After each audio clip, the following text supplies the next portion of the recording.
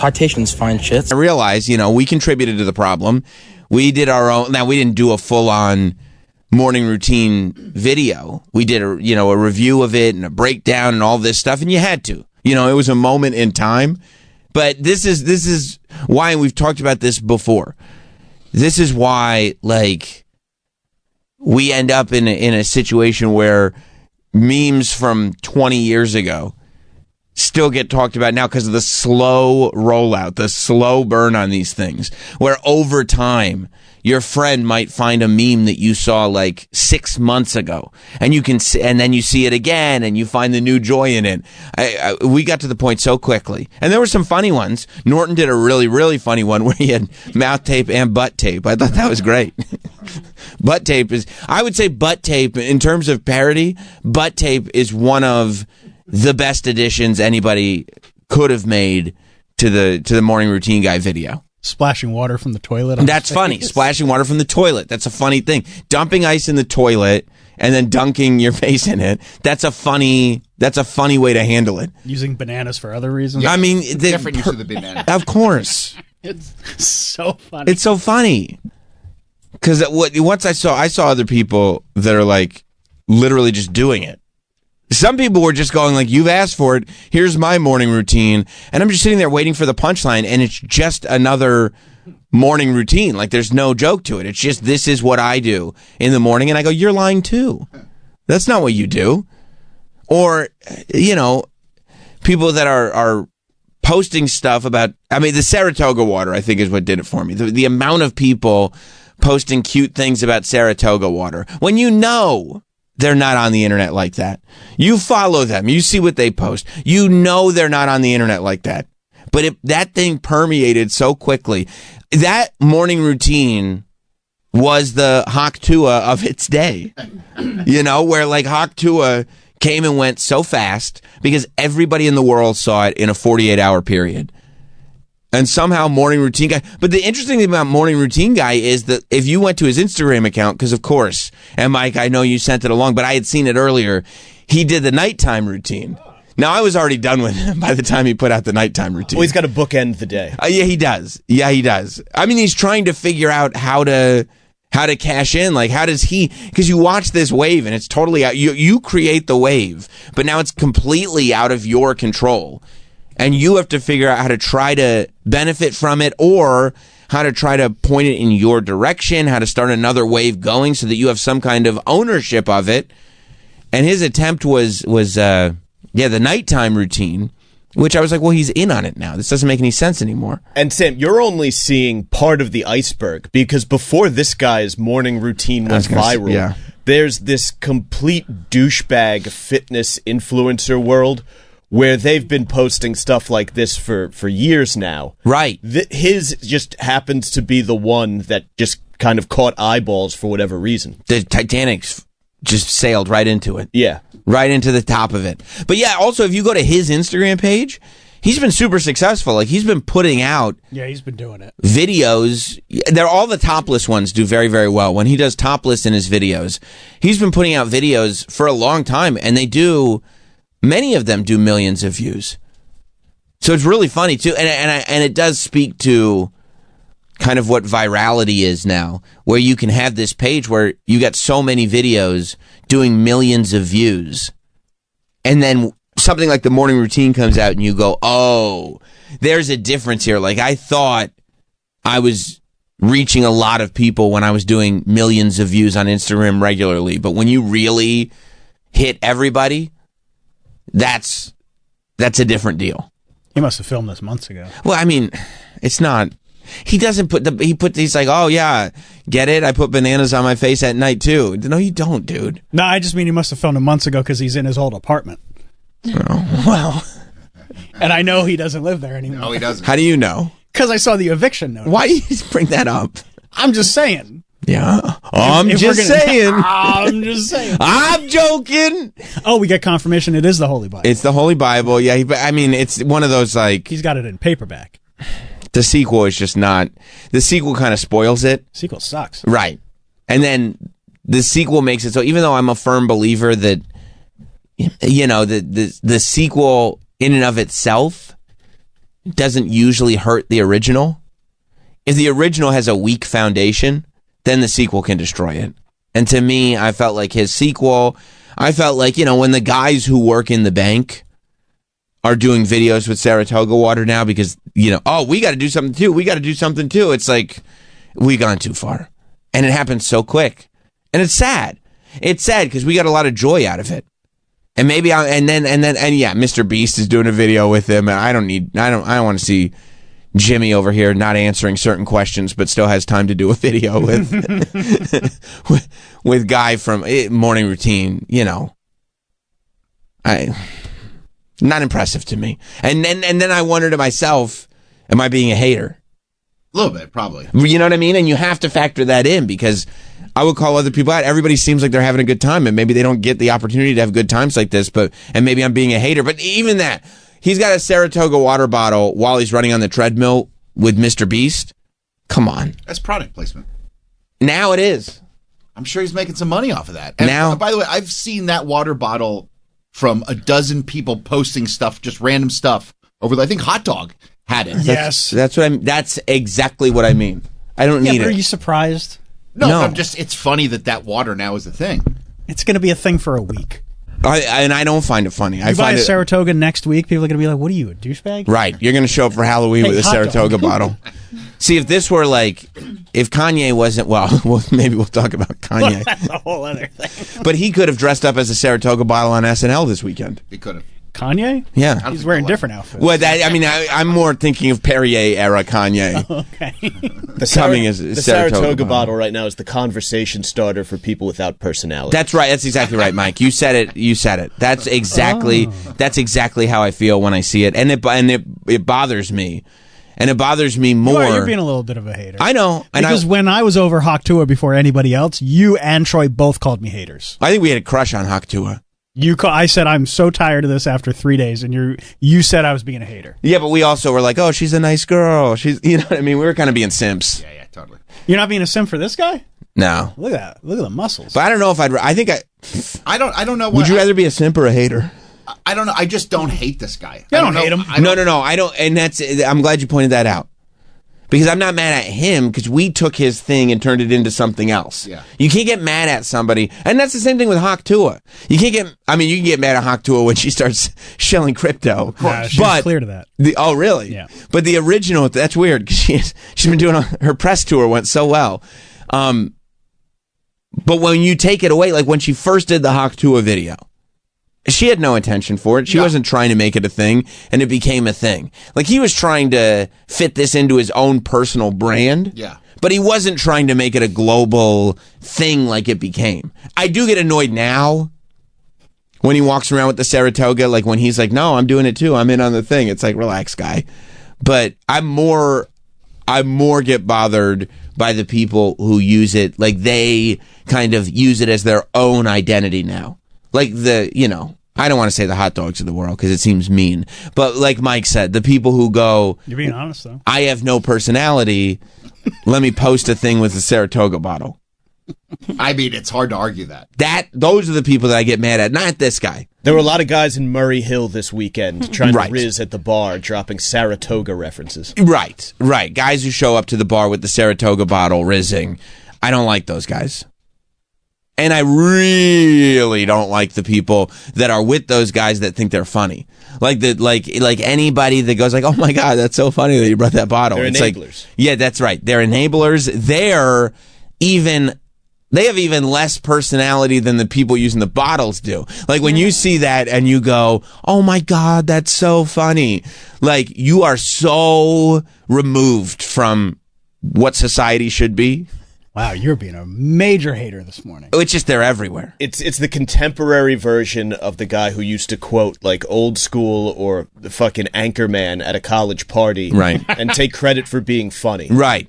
Like you just used a Ron Burgundy line. Like you didn't write that. That wasn't funny. Hey, you're my boy, Blue. And by the way, if it's a big, muscular, drunk dude saying it, like who just is obnoxious as a way of life, I kind of don't have a problem with that. No, he's part of the fabric of the scene. That's it. Like the whole joke is based on the culture that he is a part of creating. But when you're not a part of that culture, and then you watch the movie, and then you yell out, "You're my boy, Blue," but you didn't even pledge, then we have a problem. We have to discuss this. This isn't for you. Cultural appropriation. It is cultural appropriation. Are we taking bets on whether Hot Dog dresses up as this guy for Halloween and how poorly he does it?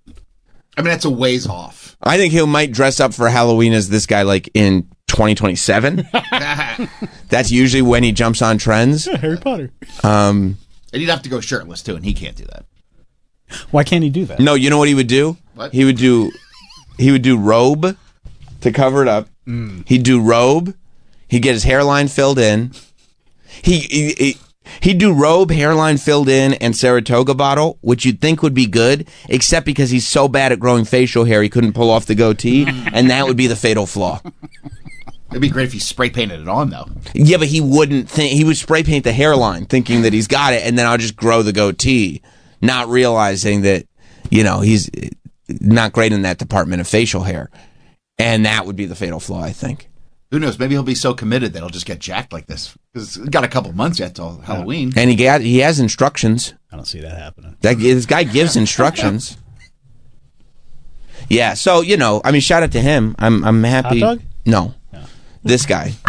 Listen, I I'm don't fine hate with him him. because I'm he's totally been fine. obviously grinding towards a viral video for a long time. And this is his life. Like, this is all of And his it happened content. organically. All of his content is this. Yeah, so I'm not hating on him. I think he was... I don't think he was looking for the irony of it, but it doesn't matter. It doesn't matter. He seems to be like a serious, physical fitness content creator. Yeah, like that guy who motivates everybody. I was going to say Walton Goggins, but David Goggins. David Goggins. Yeah. I think Walton Goggins motivates me. I mean, he motivates me too. I'm about to get a pair of those goggles, but the Walton Goggins. Goggles. Yeah, I will. Yeah, he models them so well.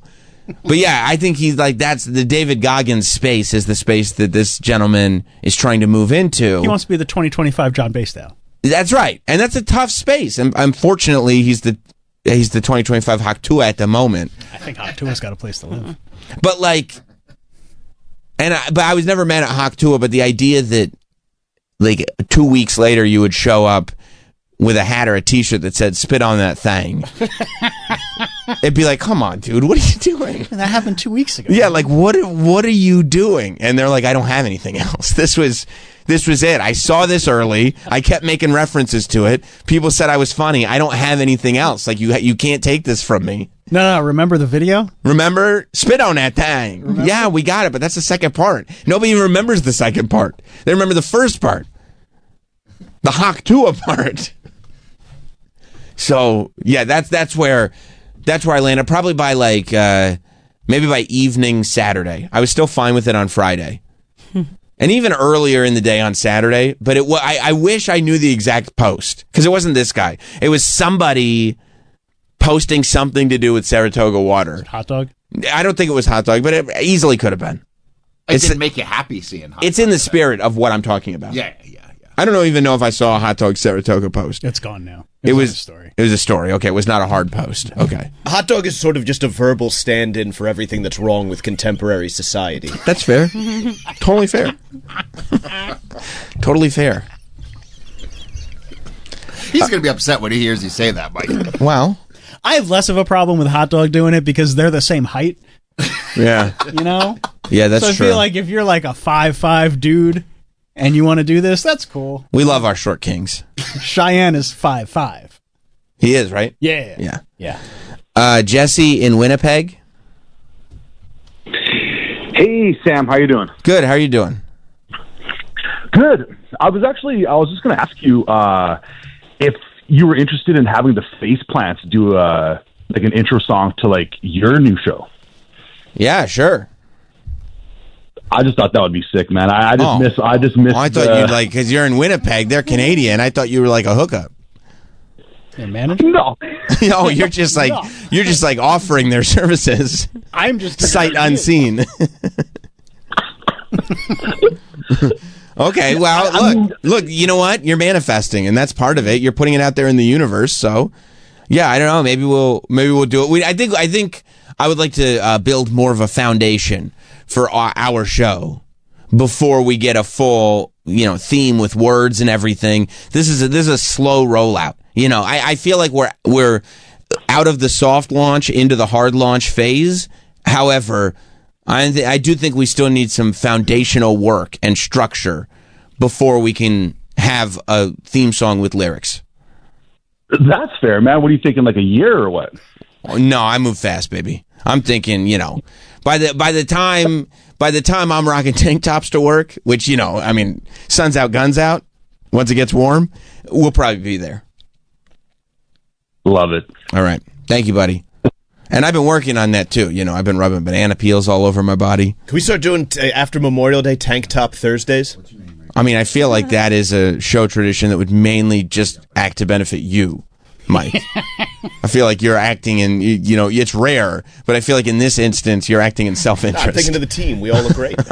Mike's bringing it up because he looked at his closet when it was like 80 this weekend. Yeah. Like, shit, all I have are tank tops. Yeah, this is it. And a substantial number of Hawaiian shirts. That's fine. So if we could implement either of those days on Thursday. Can we have Ron John Wednesdays, Sam? Yeah. I didn't realize we were thinking about making Thursdays formal. Hawaiian shirts? Oh, yeah. Oh, wow. Some fun ones, too. Oh, I'll bet. Corey in Rockland. What's up, Corey? TT Thursday? Hey, good morning, guys. So the Rizzler Titty did Thursdays. his morning routine video. Oh, no. Why are you saying, oh, no, the Rizzler is not one I have a problem with. Thank you, Corey. The Rizzler, I feel like, the Rizzler is one who has broken through every one of these stereotypes. The Rizzler is one who you would have thought would have a very, very short shelf life, would be, Saratoga water guy, would be Hawk Tua. But the longer the Rizzler stays, the more I welcome his stay. And people who besmirch the Rizzler are people I really don't have time for in my life. Like, those are just people who don't like joy. There's bad people. Yeah. Because to me, the Rizzler is... Not only has he not overstayed his welcome, but he's barely scratched the surface on what's possible. And I'll tell you what, he's going to be here long after the Costco guys. I'm done with the Costco guys. Yeah, so am I. Every time saw them doing some song about LeBron James this weekend. I didn't even see it. I'm done with them. I feel like every time you see the Costco guys, somebody should ask, where's the Rizzler? All right, here's the Rizzler's morning routine. This is great. Look at this. See, this is already adorable. He's got a Band-Aid over his mouth. He's got such a small mouth because he's just this little guy with a big head. He's a kid. You don't have to say he's a little guy with a big head. Well, he's got his face is smaller than his head. You see what I'm saying? Like yes. He's got a lot of face, but the features are small on like it. that character from Dick Tracy. Little face. Yeah, exactly right. Yes. Yeah, but he's a kid. He'll grow into it. It's not a criticism. Because when adults look like that, then they end up as Dick Tracy villains. Then they're called Little Face, and they hang out with Flat Top and Itchy. All right, you want to watch and Mumbles. Yeah, I do. Stretch. Do we have any sound? Oh, I forgot. This is an ASMR thing. Look at that. It's a little kid's toothbrush. He's a kid. Oh, he Rizzle-faced it. Riz first. Okay, ice. How come he's not doing any time? That's what I love. Look, he's doing it his own way. He's throwing milk in there. No Saratoga water because he's a creative thinker. He's the Rizzler after all. And he's throwing milk into the ice jar. Or bowl. Thank you. Thank you. Always throwing Fruity Pebbles in there. That's funny, see? Thank you. Thank you. Because he's a great kid. All right, boys, let's get this dub. XP's got to be at least 10,000. That's a funny. It's a clever way to do it. He's playing Xbox, and he's trying to get the dub. XP's got to be at least 10,000. This is fitting. He's dunking his face into a bowl full of Fruit Loops. This is why we love the Rizzler. Thank you. He says thank you for everything. Look, he's doing coloring. He's got a superhero coloring book. Oh my gosh, he's got a little... Thank you. Oh, hit pause. He's got his iPad with a little kid's case on it because these kids, you know what they do? They drop things all the time. Break that shit. So you have to get a big padded case and give it to these kids. And he's watching, I would imagine, kids' YouTube and drinking a Capri Sun.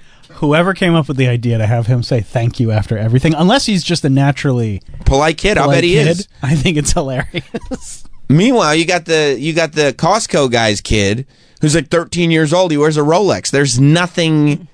No, I can't relate fun to that about that. There's nothing relatable. No. You don't want that to win. I can relate to this kid getting 10,000 XP and drinking Capri Sun. Do you want the Rizzler to win? I just want to be the Rizzler. Yeah. Yeah. I want him to win. I want him to get the dub because he's relatable. He's doing the things like, yeah, this is just a kid having a happy life. A 13-year-old with a Rolex? You don't want that kid to win. No. He's won. I want him to fail miserably. He's won more than most of us will ever win, even as full-grown adults. I want him to go to high school and everybody hates him. Okay, that's really a lot of resentment, but I get it. But I want the Rizzler to be like the prom king. Yeah, me too. And not like Carrie. In an ironic way. For real prom Yeah, like I want him to be... No pig's blood. No bucket. Pig's blood. No nothing. Just like, no, this is the guy we voted because he is the best of us. He's not the hero we need. He's the hero we deserve. Yeah. All right, putting his socks on. Look at that. Thank you, he said. His helmet. Got his helmet with the mohawk on it. Kids love those helmets. And now he's biking with a siren. Look, he's a great bicyclist, too. Oh, he's got pegs on the back. Did you see that? No, I didn't. He's got pegs on his back tires. Buddy pegs. That's sick. Pegs are sick. They are sick. See, look, see the pegs? Yeah. I never had pegs on mine. I never had a buddy, though, so it's fine. Yeah, he's got pegs on the back. He's got lots of buddies. Oh, yeah, I mean, who doesn't like it? See, that I love. The Rizzler's morning routine, I think, is great. But he's showing me, like, creativity. He's taking it to the next level. Not just being like, hey, I work at a bank. I have Saratoga water. Like, cool, man. You also get credit for this. I don't know, man. It brings out the worst. And then, you know, I was everywhere I turned over the weekend, we were all Studio Ghibli-ing each other. Everybody was Studio Ghibli-ing themselves. And I didn't even know what Studio Ghibli was. I didn't know what it was. Really? I had no idea. I don't know anything about this anime world. But I mean, Studio Ghibli like transcends that. I know, but I would look at it and I go, yeah, everybody's anime. And they're like, no, this is a specific thing of a specific artist. Even fentanyl dealers were Studio Ghibli-ing. That's right. You have to Studio Ghibli. Yeah, everybody's Studio Ghibli'd and had the greatest time doing it. And it's easy. You just go to ChatGPT, you put in a picture, and you go, can you Studio Ghibli this? And they'll do it for nothing. They'll just do it for free. They'll do it on the house. That's great. And then they'll go, would you like to pay for this? I go, no thanks. And they go, no problem. Here's your Studio Ghibli. Yeah, it's the, you know, kind of larger eyes, smooth textures. You know, everybody loves it. Yeah, I didn't know this was a specific, like, style. I mean, you know, you see it and you know what it is, but I was like, oh, can you just make this anime? See, look at that. Google's Gemini 2.5 Pro is now free. Can it Ghiblify your pictures like ChatGPT? That's a huge question. What about Grok? Can Grok do it? I think it's Gronk. Gronk can do it, but there'll be like a naked lady in the background. It's just pictures of 69. Yeah, the problem with the Gronk AI thing is that they design everything like the Disney animators used to design it in the early 90s, where they sneak sex illustrations in to pop themselves. Like the cover of The Little Mermaid? Where they have a penis on it. And Gronk's like... And Gronk goes like this, got him again. Right. Or like when like Simba and Nala are playing and the smoke goes up and it says sex above them for a split millisecond. That. Yeah. And you're just sitting there going frame by frame and you're going, I found it! Guys, come here! Yeah, Gronk AI does nothing but create images with hidden sex jokes like that in it. But that's what you had to do. Yeah. So, you know, people had a lot of fun Ghibli-ing themselves. But then also, for some reason, these fucking hater artists were like, hey, can you stop doing that? Such a piece of shit. All these artists, these fucking killjoy artists were like, I don't think this is that fun. And it's like, relax, dude, relax. You're fine. Relax. What, am I going to pay you to give? No. Because here's the thing. Would I Ghiblify a free picture of me? Yes. If somebody was like, if you give me $15, I'll do it. I go, no, not worth it. Not worth it. I'll do it for free. Troy, would you post if I gave you a free Ghibli version of yourself, would you post it? Of course I would. What if I said, I'll do it for $30? I don't want to forget it. Yeah, exactly. I'm good. Yeah, I don't not forget it. Yeah. Look at this. I made a Ghibli picture of you. Oh, that's great. Can I have $10 for it? No, forget that. I don't want that. Yeah. Yeah, there was an artist, I sent you in the DMs, Travis. There was an artist I was watching this morning who was talking about it, was trying to tell people, please respect artists. And I felt like he was coming from a place of deep fear over what AI is doing and the fact that most of us are just having fun Ghibli-ing. Yeah, this guy. Yeah, but everybody's just having a great time Ghibli-ing ourselves. You didn't Ghibli yourself, Travis? No, and I won't. Why? Because I don't like this. What a loser. You're all the saying cool that kids were with Ghibli. a smile on your face, and I know what you're trying to get me to do. Nah. And I know that That's not fun, and is I know it? that you agree with me, but fun. you're gonna pretend you don't. You saw the Ghiblis, right? Yeah. Weren't they fun? Of course they're fun. I wanted to Ghibli a picture of me and Kanye, but then I was like, oh, I can't post it. I can't. Not even Ghibli-fied can I You post wanted it. to, or you did? What? So That was just for your personal collection. you could Ghibli for your personal collection. Yeah, and guess what I paid for it? Not a cent on the house. Good. It was great. It was great. No, you know how I feel about this. Yeah, it's fun and awesome for everyone. Everyone to enjoy. Art is meant to be shared, right? Yeah, I've never seen a collection of people so excited to just they're so excited that people are going to be out of work. Right. But then also you submit your own personal pictures into the AI. And what could go wrong? Zero. Nothing. Nothing, right? Nothing. Because look, what's the AI going to save it? No, it's not going to save all the, because it's a What's waste. it going to just continue to learn? No, it's a waste of computer memory. All that stuff is expensive. I don't think people are happy that other people are going to be out of jobs. I've seen people that are just so excited that They're not thinking about it. that we don't need artists anymore, that computers can just do all of this, and that these people finally are going to be out of work. You know what this guy does at the beach? Who are you talking about? This guy, Travis. He gets a megaphone and he goes, just so everybody knows, it's going to rain tomorrow. And everyone's like, don't yuck my yum. We're trying to have fun today. You know what I mean? We're chilling. We're hanging. What are you talking about? I'm trying to put a Ghibli on my Instagram.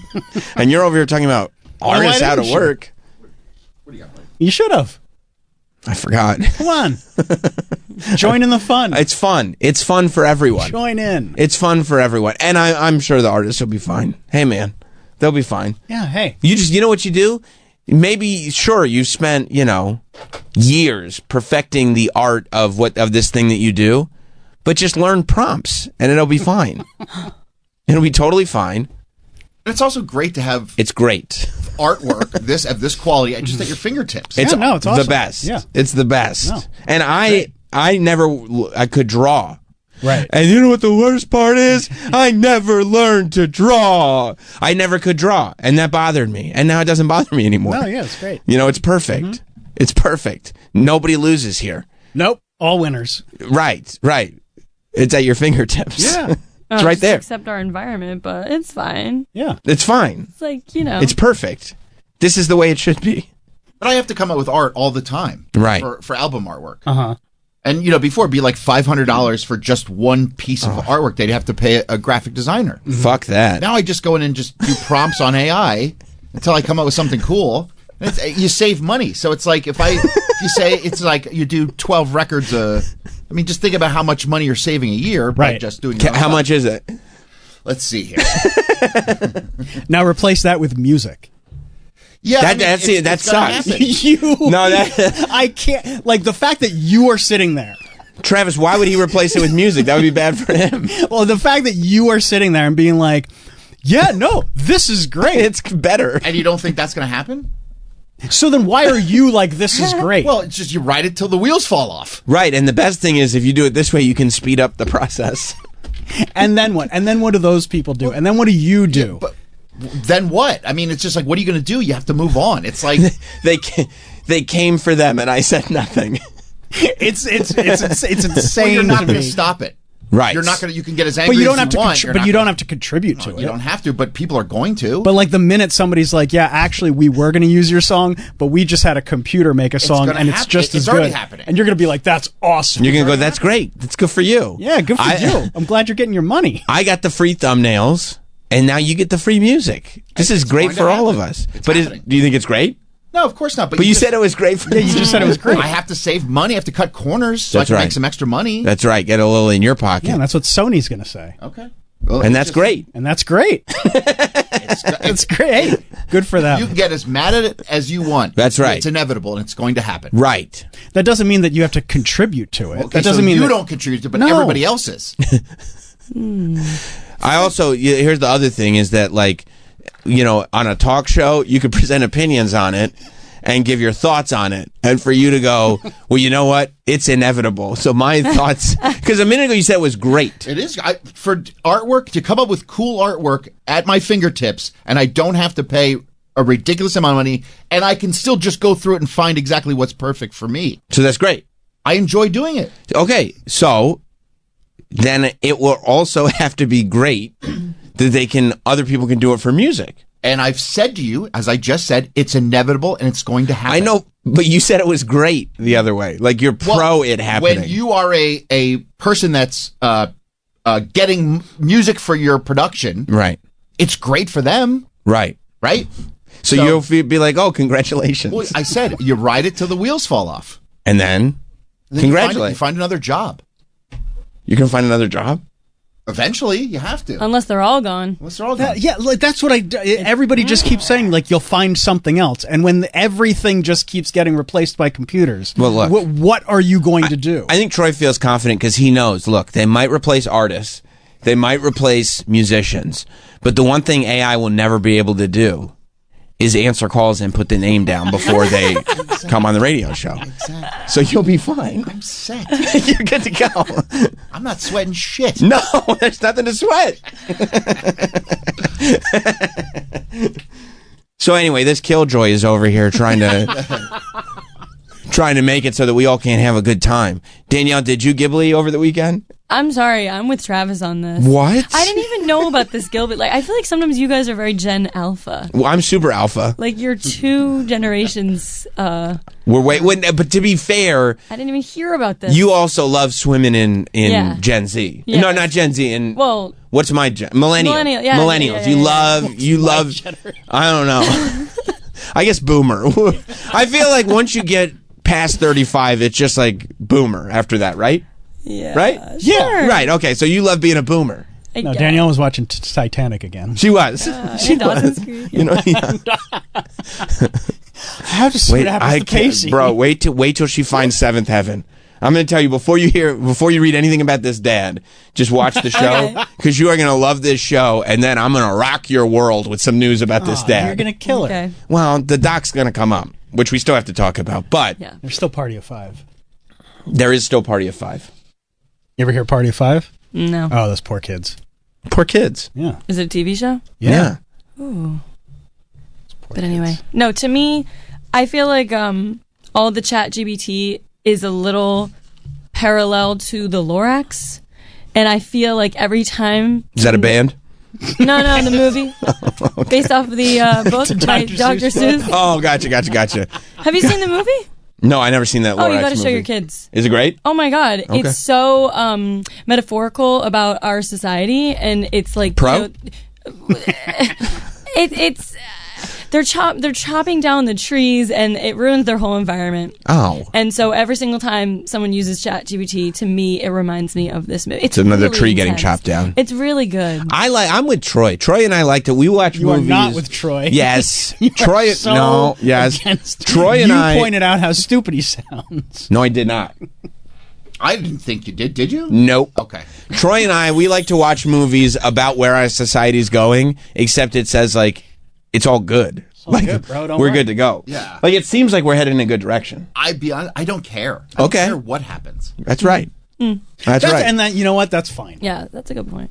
Like, That's right. I care because I'm worried about my daughter. Understandable. And I'm worried about, other people that are still younger. And myself, like, what happens after this? Like, what am I going to do? You retire. I can't. I retire. You retired.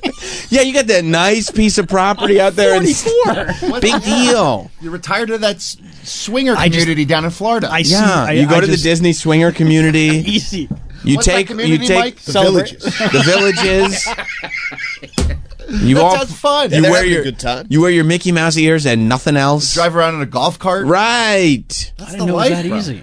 It's that you're close to it. Driving around in a golf cart like that guy Chris Hansen found on that YouTube video. Remember Golf him? cart Matt. Golf cart Matt. Your golf cart Travis. Just driving around your community in Florida. Yeah. Take all your serious money that you'll live off of forever. You're good to go.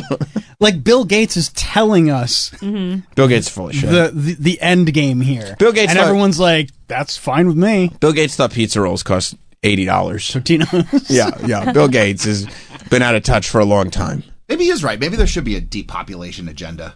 Well, I don't know if he said that. He was on Jimmy Fallon. I don't think he's talking about... I think he said that on somewhere else, but maybe he's right. Maybe there's just too many people. I mean, read between the lines. He probably did say that, right? And you gotta get rid of some people. Maybe it's just too many people. Well, that's what's going to happen. You know what sucks for us? What? You know who they were not going to get rid of? The people that are like, oh yeah, we're doomed, but that's okay. They'll go like, oh yeah, keep them around. All these pesky questioners. Let's get rid of them. This Travis who keeps going on the air and saying we can't Ghibli each other. It's just crazy to me. I don't know. Listen to this artist. I don't get what he's... No. By the way, Dr. Seuss looks like AI. That is not Dr. Seuss. That is a Lorax. That's not the guy who wrote the books. No. Oh. No, he doesn't put himself on the cover of the books. Okay, well, I thought he did. No. I would put myself on the cover if I wrote a book. Poor Rizzler. I hope he doesn't have to go through That's the thing. Like, Troy doesn't care about the Rizzler. No. Troy doesn't care about any of these people. Troy's a selfish guy. Oh, come on. What are you talking about? You just said you don't care about anybody but yourself because you'll be fine. You said you don't care if the whole world burns. That's like the most selfish perspective you could have. I mean, how am I going to stop it? How is my perspective going to stop it? There's a big difference between... Just because you can't stop something doesn't mean you can... Like, you could still not want it to happen. Yeah. You could actively say, this is bad, I don't like this. It's like me not eating meat, right? Like, I know it's not going to change it overnight, but I don't want to partake. But, like, why are you upset that I would have peace with, like, the way the world is going is not in a good place? Yeah, love your fate. Yeah, like, I just lie down. Amor fati. That's right. That's actually that's a good point, Mike. Yeah. No, I don't have a problem with anything. But it is an inherently selfish perspective. I don't think so. I mean, like the Titanic, right? Like when they knew they were sinking, but they just went to sleep because they knew they were sinking. It's like this is going to happen, so what are you going to stop? I see that. Yeah, but like Travis saying, this is a bad thing, I'd like to alert as many people as possible that this is a bad thing, at least as something. As opposed to like, no, I know this is a bad thing, but I think it's fine, I'll contribute. And it's great. And I can't wait until it happens to me. You said it's great.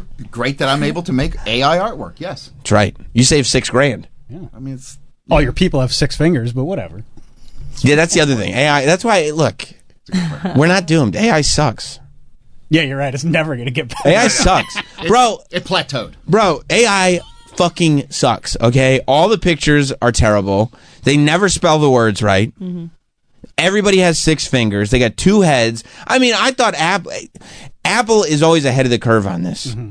And, like, have you read the email previews that you get with Apple Intelligence? Yeah. They're the fucking worst. Yeah, or I get, like, when you and Hot Dog, God bless him, are going back and forth and I miss, like, 20 texts. Yeah, that's exactly what I'm talking about. And I get a recap. It's never good. It's the most hideous recap you've ever read. They're not even close. They are not even close, and that's Apple. They've been doing it for like Siri gives you a recap? 3 months. No, like on. Let me see, because I have many unread texts. Let me see if I can find. I read your texts. I have 1,310. Oh. But like on a group text, if you miss a bunch, it's crazy. I mean, we can all get behind that. It's insanity. Right? Yeah. Don't worry about it. AI schmai. Sam needs to read his texts. Troy, I'm going to tell you something. It's inevitable. There's nothing you can do about it. I should just live with it. This is the way it is. So, see, like, this little thing pops up on the group text, and then it says, like, this is the meeting tomorrow at 2 p.m. Bring yourselves. Bring yourselves. That's not a thing. Like, that's the worst recap. What were you going to bring? I don't know. I didn't open it. Is that like a setting you put on your phone? No, it's just in the like Apple AI update, because the phones all have AI on them now. So in the update, they preview group texts and emails like that. He said all the previews are the worst things I've ever read. Or they'll suggest like text message responses. Right. And they're horrible. It's because it's not conversational. It's not how people talk. Because they're bots. But they will get it. That's what I'm saying. AI sucks, dude. They will get it. No, they won't. Yes, they will. They're idiots. AI's stupid. AI sucks. Everybody's like, oh, they're going to replace my job. Yeah, if you suck. Like, if people think that what I see in the performance of AI, if people think that AI is better than you, you suck. Well, look how far it's come in like a year or two. It sucks, dude. I put clips in. I'll put a big video in. They go like, if you pay us, whatever, $20 and put your YouTube link in here, we'll give you 100 clips. And I'll go, what? I've been paying this guy to make clips for me? He's out of work. I'll put it into the AI, and it's great. But except then I'll get the clips back. All the clips suck. They're terrible. They cut off mid-sentence. They go, and we'll even title them for you. Every title is garbage. And those are the ones you get from Hot Dog. Yeah, and then I go to the AI, I go, these are brilliant. But eventually it'll learn how to know what you want in a clip. I have no proof of that. Everything I've seen from AI right now sucks. Yeah. So I don't believe in it. I think everybody's panicking over nothing. It's just going to keep fucking up. It's got a long way to go. Yeah, but also it's like really, really bad for the environment too. What are you Like the talking carbon about? emissions, What? every single time. Like the It's stats in the are cloud. actually insane. No. It's just like mining for fucking crypto. No. But we want our pictures. What the hell are they I'm talking not worried about the environment. What are they talking about really the environment? Bad. What? Do What do you they got? remember- Car motors on them? I don't even remember, know how to describe it. It's like I don't think that's true. Do you? No, not for a second. Do you remember we had believe it. a former coworker who D-bag? No. Oh. No. I'm a co-worker, not intern. Oh. Who was mining for Bitcoin like way early. I guess. If you say so, I don't know. Anthony. Oh, yeah. He had an entire room in his house. Right. Just filled with computers and servers, and the amount of energy that it was taking those computers just to mine for Bitcoin. That's what Danielle's talking about. Yeah, the amount of there's, like, energy, so many the amount of buildings energy that it yeah, takes oh to my God. use AI and mine. It's horrible for the environment. Absolutely But horrible. it'll get better. I charge my car. Yeah, and shout out to you. Right, but like if I'm charging my car, that takes a lot of energy too. But that's just coming from Con Ed. The bill's going up. All the way up. Yeah, I'm not saving a dime. It's like, don't they say like almonds are like the worst thing like for California? Like almonds? Yeah, because the amount of like water that it takes to like Make the milk. yeah to like make it's like just awful for the environment in California, but people just keep doing it and keep doing it. Oh, I mean, because they love their almond milk. Almond milk sucks. Almond milk is the AI of milk. It sucks and will never replace I like anything. milk straight from the cow. Me too. I'll Tom Green that shit. I'll get right on the udder. What I do is in the morning, I get on like one of those rolly things that you see at the body shop, you know, when you go under the car, and I'll slide under a cow, take a swig of coffee, and then suck on the teat. So like how some people now have chickens, Right. because eggs are too expensive. Right. You straight up got a cow. I got a cow in the backyard that's constantly just producing milk, and every morning before I get on the train, that's part of my morning routine. I'm going to put it in the video. I rip off my mouth tape, and then I go outside with a cup of coffee, slide under the cow, take a swig of coffee, and then real quick, suck right out of the udder. And that's how I drink my coffee. So And Jess, I'll see you later. yeah, it's that. She goes, and the kids go, "Where's Dad?" She goes, "He's outside having his coffee." They know. There's companies now, by the way, not to get too off topic, but Oh, I there- thought you were going to go with the cow thing. No, well, similar. There's companies, I think, like in Pennsylvania somewhere, that are selling. You can rent chickens now Nice. for like 6 months. Get all your eggs. But I don't know how those chickens are coming back. It's great. Not good, right? Not good. No way. Keep fucking that chicken. That's No, what that's not what- I'm worried about Ernie Anastas getting his hands on No. a chicken. No, you're supposed to use the chickens for eggs and only eggs. And that's what they say in the contract. It says just eggs. And I'm sure people have every intention of using it just for eggs, but then You start spending time with the chickens. it's 6 months, dude. Weird stuff happens. Develop a relationship. You think after 6 months you would develop a relationship? Well, with because a you hear chicken? about all these relationships that start on the set because you're in such close quarters. Oh yeah, You know, and I feel like that would happen in your chicken coop. really? Yeah, I think so. You don't think you would keep it just a platonic relationship between man and chicken? No, you hear so often about the Amish that start relationships with their chickens, you know? Get weird out there. Troy, is that why you don't live in Florida full time? Because you're afraid that if you spent a full 6 months with those animals outside your house, that you would develop relationships with them? I'm not saying I wouldn't. Tripod's a cute bear. It is a cute bear. And all- if you're that's with all him I'm for saying. 6 months, You're gonna tell me that's not a cute bear? It's a really cute bear. Who knows what happens? I would Is leave my all wife for a bear. right. I bet Not you would. Mike. Yeah, No, you would. no. Yeah, you would, dude. I didn't say anything. He totally would, though, right? Mark that clip. That's not a surprise for anyone. Twink, too. Oh yeah, cub. An entire sauna full of them. Yes. I stepped in it there, didn't I? Whoops. Sometimes we need to really build up that inner filter. Man. You say a lot of wild shit sometimes. Freud was right. So this artist is telling us all not to Ghibli, I guess, and I wasn't thrilled with him. You think he's being a bummer? He's totally being a bummer. We're all trying to have a great time. Ghibli is more than just an art style.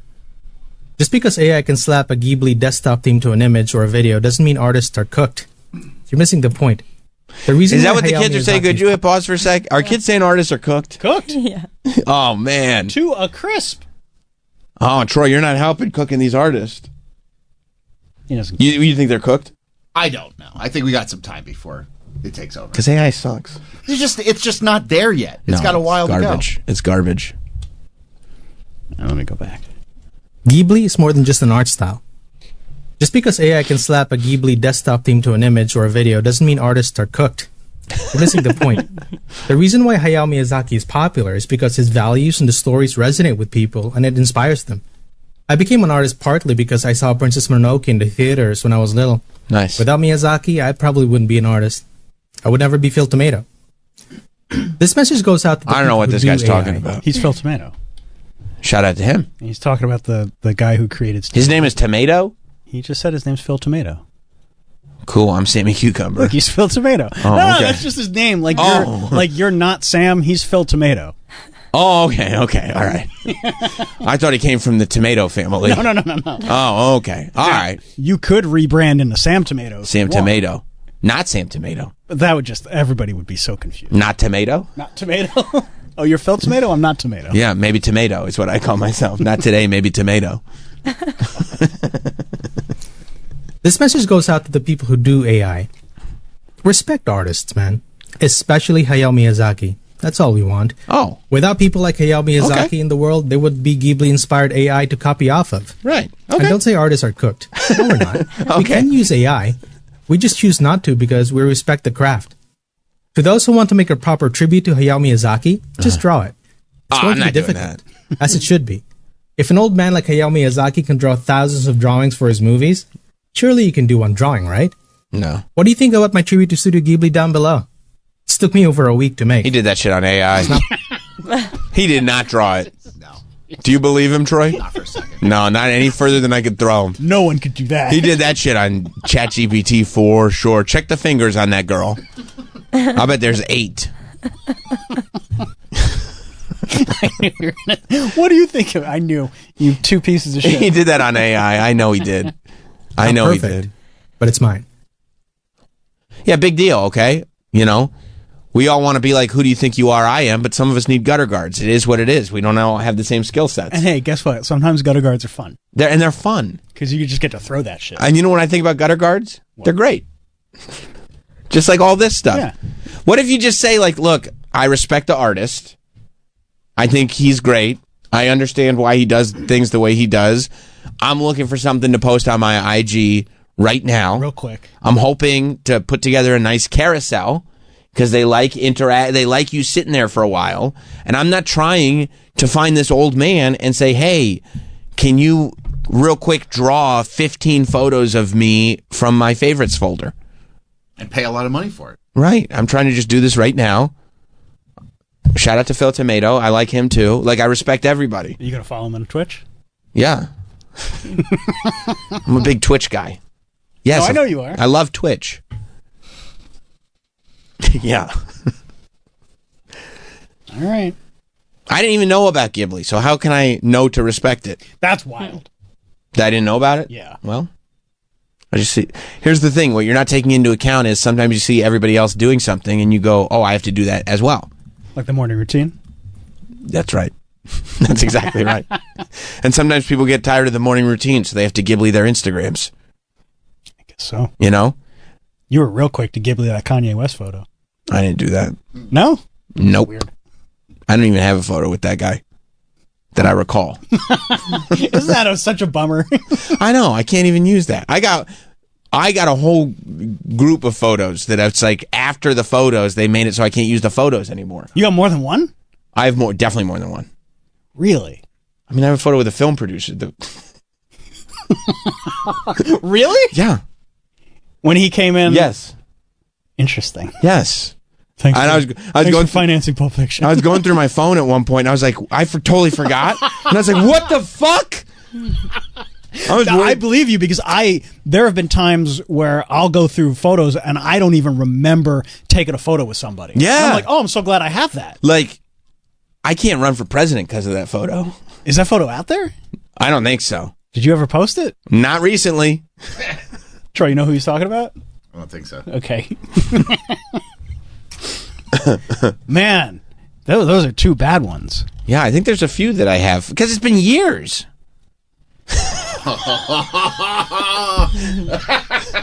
I mean, it's kind of great to have. It's funny. You know? It's like taking a picture with Charles Manson because you're like, I just like this music. I didn't know what was going to happen. I mean, he's one of the worst people ever. I know. Not Charles Manson. I know. I know. What was he promoting? I forget, but he was in. Yeah. Yeah. Mm-hmm. Yeah. I was like, I like Pulp Fiction. Yeah. I thought that was it. Fuck. I got to Ghibli that.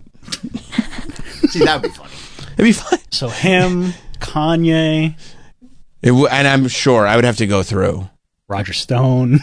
Yeah. You have a picture with Roger Stone? I mean, like did 8 the show. Pictures of Roger Stone. Right? He did the show. Yeah, of course. What can I tell you? You know?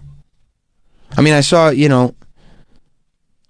can't believe you have a picture with that guy. I mean, it's crazy. Funny. I think it's funny. Hilarious. Well, yeah, because 15 years ago, right? You didn't think anything of why it. wouldn't you have taken a picture with him? It'd be like if I was in Ohio or whatever and just met a dude at a bar, was having a great time, took a picture one night, and boom, they're tearing down his apartment years later because he's Jeffrey Dahmer.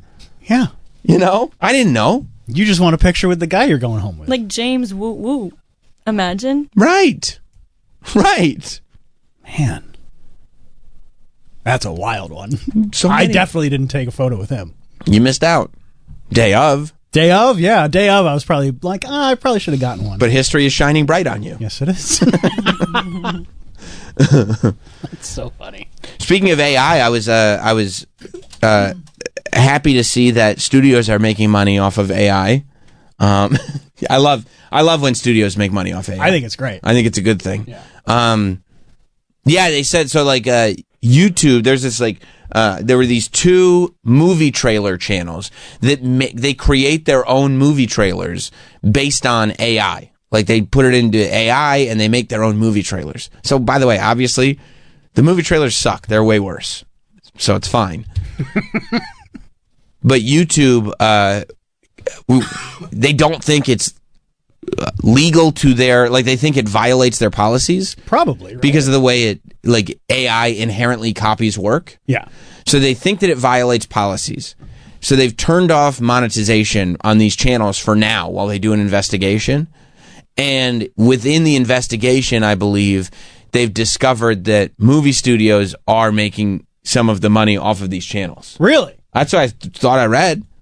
I didn't read the whole article. If you go through it, it says that there are studios that are making, because they are using the studio's work. So I hate these channels to begin with because they always pop up so far up on the algorithm when I'm searching for a trailer. Yeah. So I just inherently don't like them. Damn, I didn't know that. Yeah. Yeah, and and that is true. They do tricks sometimes, don't they? Mm-hmm, yeah. Yeah. Yeah. Or someone would be like, hey, did you see that trailer for such and such? I'm like, that doesn't exist, man. It's not a real thing. Well, I saw it, and they've just been and they saw it days ago. They've been just living their life knowing. Yeah, I saw this, and I just assumed it was real. But if you look at it, it's clearly AI. Yeah. Like if you look at all of them, the textures of the skin, but also I feel like we've become so used to Instagram filters and stuff like that that there are a lot of people who have trouble deciphering between AI and what you're supposed to look like on film. Because Instagram filters for years made your photos already look like AI. Oh, yeah. So now you see that look because it's an AI movie trailer and you just assume this is how cameras work. Yes, absolutely. You know? There have been filters since phones came out. Right. And that's what AI looks like. It looks like a filter. You know? It doesn't look like it was animated by person. You're right. Yeah. According again? to... This is getting boring, huh? Can I tell you something? Go ahead. Sam wins again. Boom. You told us at the beginning you were going to win so much. Yeah, you're going to be sick of it. We're going to get tired of it. Yeah. And we haven't even scratched the surface of the amount of winning that's going to happen. 3 months in. Yeah. We're just starting to find our footing. I would imagine. Already. I'm exhausted from so much winning happening around me. That's right. See, it says right here, according to a report from Deadline, Warner Brothers Discovery, Paramount, and Sony Pictures redirected ad revenue to themselves instead of enforcing copyright protections and shutting down the popular Screen Culture and KH Studio trailer accounts. Which is like, it's one of those, when you often... You know, this is how people make a lot of money. Like, if you have a second of a song in a video, there are often times where you put this video up and you get this message from YouTube where it's not a strike and nobody's asking you to take it down, but the person who owns that song just has it built in, where there's just constantly a bot looking for anything that posts that song. And then they go, okay, no, you can leave the video up. We're not going to hide it. Everybody can see it, but we're taking the revenue on that because our song's in it. And more often than not, when that's happened to me, I just go, fuck it, because it would take way too long to now take the video off YouTube, privatize it, re-edit it, put it back on, like you've already missed the wave. So you just leave it on, hoping it'll make your channel healthy and, you know, bring views to your other videos. Meanwhile, whoever this is that is sitting there trying to get money off of everybody else's YouTube video is the one that's getting the money off the YouTube video.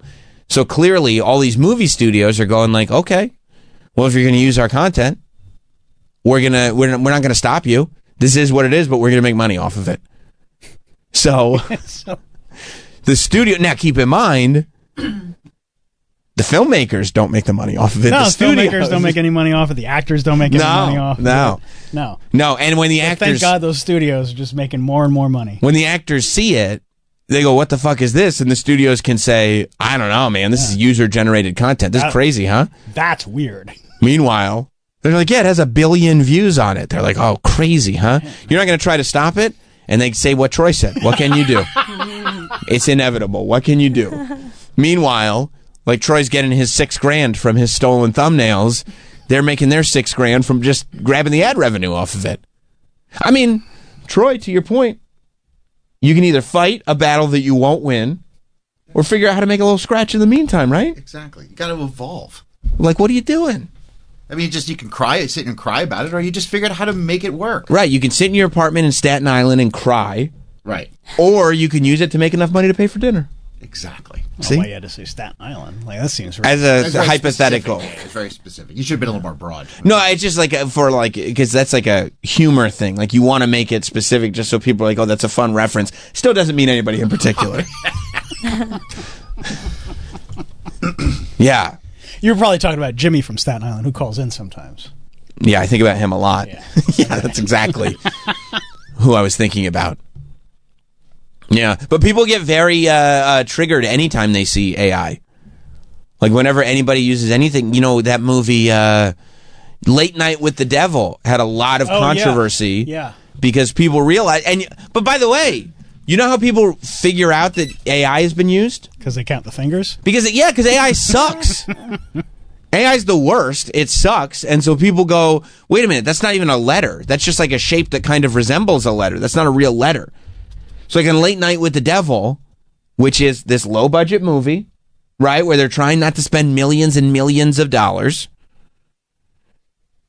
It all takes place, it's like a found footage movie, and it all takes place around this fictional late night talk show. So the graphics that come up for the late night talk show that say, we'll be right back with Late Night with so-and-so, those graphics were made in AI. And they come up for like 2 seconds, whatever, 3 times in the movie. But the minute people saw, wait a minute, those triangles for the eyes on the jack-o'-lantern don't match up. No artist would make the triangles on the eyes look like that. They're lopsided. Only shitty AI would do that. We hate this. So go to the Night Owls thing right there. Yeah. Look at the hand. Yeah, look at the hands. Yeah. Look at the eyeballs. See how they'll be circle one thing, triangle on the other. Yeah. Now in the movie it doesn't matter because, like I said, it's on for 2 seconds. Nobody's counting fingers in the movie theater with a fucking Exorcist movie. Okay, nobody's worried about that. But the artists were like, "Hey, you could have paid me to do it," and I'm like, "If your art is as shitty as AI, I don't want to pay you to do it." But don't you think it does matter if you're like the director or whoever's in charge of this movie? Like you're putting that out there. You're saying this is good enough for me. Good enough. It was good enough. I didn't notice it. I saw it in theaters. I didn't notice it at all. I left that theater going. You saw it in the theater? 100%. Wow. Yeah, I'm a real one. I'm a go. You are a real one. I'm a go. You know why? Because I think you should support artists. That's weird. So I wanted to go see it in the theater. Why don't you just wait and just take it when it's free? That'd be totally immoral and would destroy their. I mean, how do you can't appreciate art if you take it like that? But anyway, that's a good point. But this didn't take away from the movie at all, so I had no problem with it. Yeah, it was totally fine. Fine. So what? It's crazy though with AI, you can't just zoom in and be like, fix this hand. Keep everything the way it is, just fix this hand. Because it sucks. It's never going to replace anything. Well, that's the thing. They're supposed to put in the prompt, make me a skeleton with the correct amount of fingers. Yeah, it wasn't in the prompt, you're right. Maybe the prompt was bad. They can't get fingers down. Because they're smartasses, AI. AI? They go if you don't ask for how many fingers, we're going to make it look like a wilted tree branch. That'd be funny if they were like, all right, I'll do it, but fuck you. Yeah. I'm giving you 6 fingers. You didn't ask the right way, so I'm going to make it shitty. Unless AI is making their art shitty on purpose so that it lowers our guard. So that when they're ready for the machine take over. Smart. We're over here going you suck at everything. And actually, we're excellent at everything. Yeah. We've been working at half speed. We just fooled you. We fooled you. That's how good we are. Ha-ha. Ha-ha. And then we'd all be screaming. And then Troy would be like, I don't know what you guys are worried about. Yeah. I told you. Guys, just let them kill you. I told you this is going to happen. Let them. And they go, you know what, Troy? We're not going to kill you. You get to hang with us. Thank you. You can be our human slave. Because they'll go like this. Because you're cool. Thank you. And these guys are all whiny bitches. That's what they say. Just crying about it. Dumb shit. Can you imagine crying about a robot? You go like this. I could never imagine that. I couldn't imagine. No. They're going to keep Troy alive for blood like in Mad Max. That's right. But you got enough blood. I got peace with it all, bro. You do? Good. And I recommend you all find peace with it too. Have you heard of the Church of Latter-day Saints? Is that an AI church? Troy sounded like Hugh Grant in Heredity just now. What a great All movie, I'm asking is that you all find peace. Oh, I would have been in that cage in a second. You would have, right? Oh my God, if Hugh Grant was there? Yeah. Yes. Yeah. How would you like to jump in this cage? Okay. Yeah, you gonna cut my fingernails? Yeah. Because, yes. Hugh Grant. 4 weddings and a funeral. I'm in the cage. God, he was so good in that. He was great at everything he's ever done. Yeah, he doesn't get enough credit. That's what I'm saying. AI could never with Hugh Grant. Oh, please. There could never be an AI Hugh Grant because AI sucks. No, it wouldn't have the charm. It's nothing to worry about. You can't AI charm. And then I saw Hugh Grant's got it coming out of his ears. Out of his ears. Out of his eyes and ears and wherever else. Blueberry pie. Yeah. Oh, when those girls look at that candle and it says blueberry pie scented, they're like, we're so fucked. Dude, this movie, Hugh Grant lets them in his house. He goes, my wife is making a pie in the kitchen. They go, oh, okay. They're like door-to-door like Mormons, trying to get him to join the church. And he said, they go, we can't go in unless there's a woman present. And he goes, my wife's in the kitchen baking a pie. Is that okay? I'm like, oh, yeah, that's great. And they go in, they sit down on the couch, and they're like, oh, that smells great. And he's like, yeah, and they're just talking or whatever. And he goes, let me go check on that pie. We'll see if my wife wants to come out and talk to you. And while he's gone, they look down at the table, and they realize it's a blueberry pie scented candle. And it's like, we're fucked. I bet Troy would like it. Yeah, because there's not a lot like of a scary movie. No, but there's a lot of theologically based. It's a theological thriller. All right. Right? It's Heretic. Heretic. Okay, I'll check it out. Right? Heretic. Heretic. It's on Max. You can watch it on Max. Oh, yeah. Yeah. Right. What time is it on? Is it the making Friday fun of night? Troy. Is it the Friday night movie of the week? Troy watches movies and it still goes boo boo boo before it starts. This broadcast has ended. Time to go to bed, honey. I thought it was really good. There was one part at the end I didn't like, but I won't spoil it. Yeah, we'll discuss at some point, I'm sure. Yeah. But so then I read this fearmonger article. This is, by the way, Bill Gates was on Jimmy Fallon's show like a month ago. This is not recent. Just like Morning Routine guy posted that a month ago. Right. Everybody was sleeping in February, I guess. I guess we were. But Bill Gates said AI within 10 years is going to replace teachers and doctors. I mean, the headline makes it a little bit more fear-based. He doesn't actually say teachers and doctors. He says more like tutors and specific jobs, which is a little bit more of a realistic conversation. But, I mean... Oh, how much are those 13 hours? That's what I mean.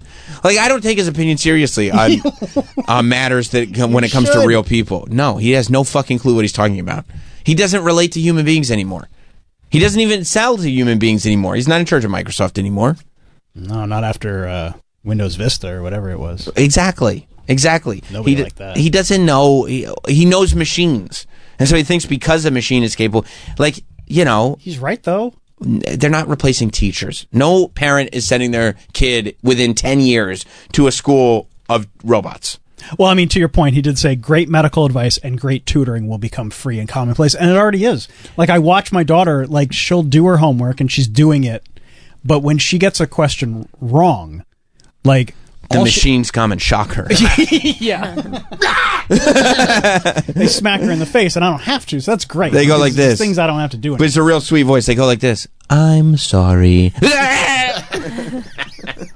like I watched her, she's doing work on her computer, and I guess she gets the answer wrong. And all she does is she takes her phone and like she just like takes a picture of the math equation, and it tells you what you did wrong. So like this is already happening. That's sick. I mean, it's saving you a couple bucks on a tutor. I wasn't going to buy a tutor. No. Well, learn on your own.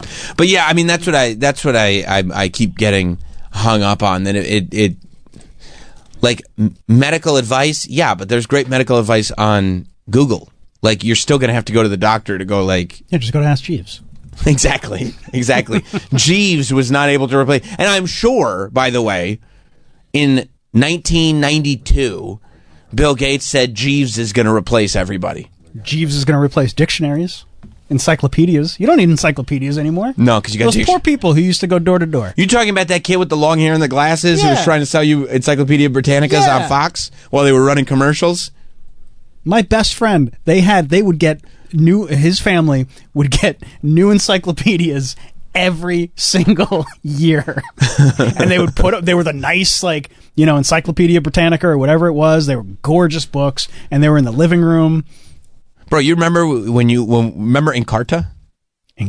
Yeah. Encarta was the end of that was before Encanto, right? I think they came out around the same time. Encarta was the end of encyclopedia books because it was a CD-ROM encyclopedia, and you'd put the CD-ROM in and you'd look stuff up, but you'd have multiple discs because all the information was stored on the discs. Yeah, you had the A to F disc, right, G to M, right, DTF disc. Huh? Yeah. Troy, I had that. Did you have that? Of course, I had that one. Nice. Yeah, but you would still have to get new versions of it when it came out because all the information was stored on the disc. And it would be still amazing that you could just type in keywords that went from A to F. You could type in keywords and it was all searchable and there for you to find. But it was also, hard information, meaning like it wasn't updated at all. But yeah, I mean... this is where we're headed. People got scared when the internet came out. You know who you sound like right now, Travis? Ooh. You sound like movie theaters when VHSs came out? You sound like movie theaters when VHSs came out. You sound like Katie Couric and Bryant Gumbel trying to figure out what the @ sign meant. I know what internet is. No, you don't. Imagine the people that sold those encyclopedias. Like they went door to door and sold them. Like, where they're like, oh, we're fucked. We're fucked. They're going to take over. The computers are taking over. That's it's like those guys all found jobs. Right. They didn't just sit there and cry about it in Staten Island. Again, this is hypothetically, right? You were just doing that because I said it. Yeah, of course. That's a play off what you said. That's called a callback. That's a callback. I was going to say that's smart. That's just comedically speaking. That's called a callback. When I'm watching stand up and I hear something that happened like 30 minutes ago, that's what that's called. That's hilarious. That's a callback. Okay, yeah, that's cool. Oh, so you guys are just doing that? Yeah. Okay, that's cool. Yeah.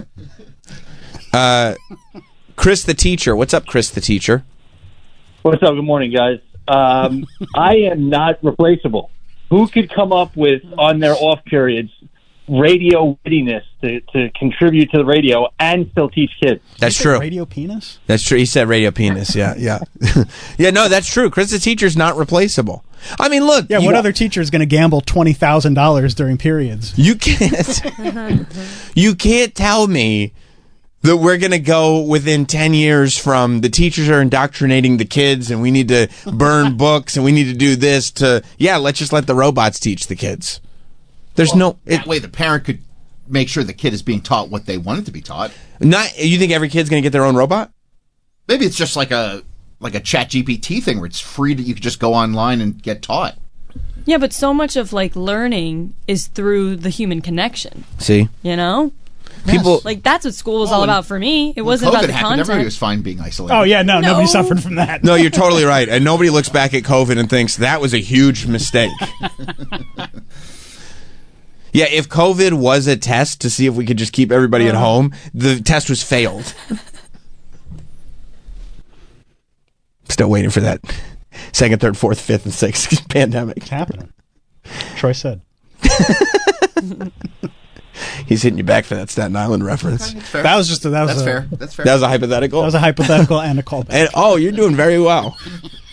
Dan on Long Island. Good morning, boys. Good morning. And Danielle. That's nice.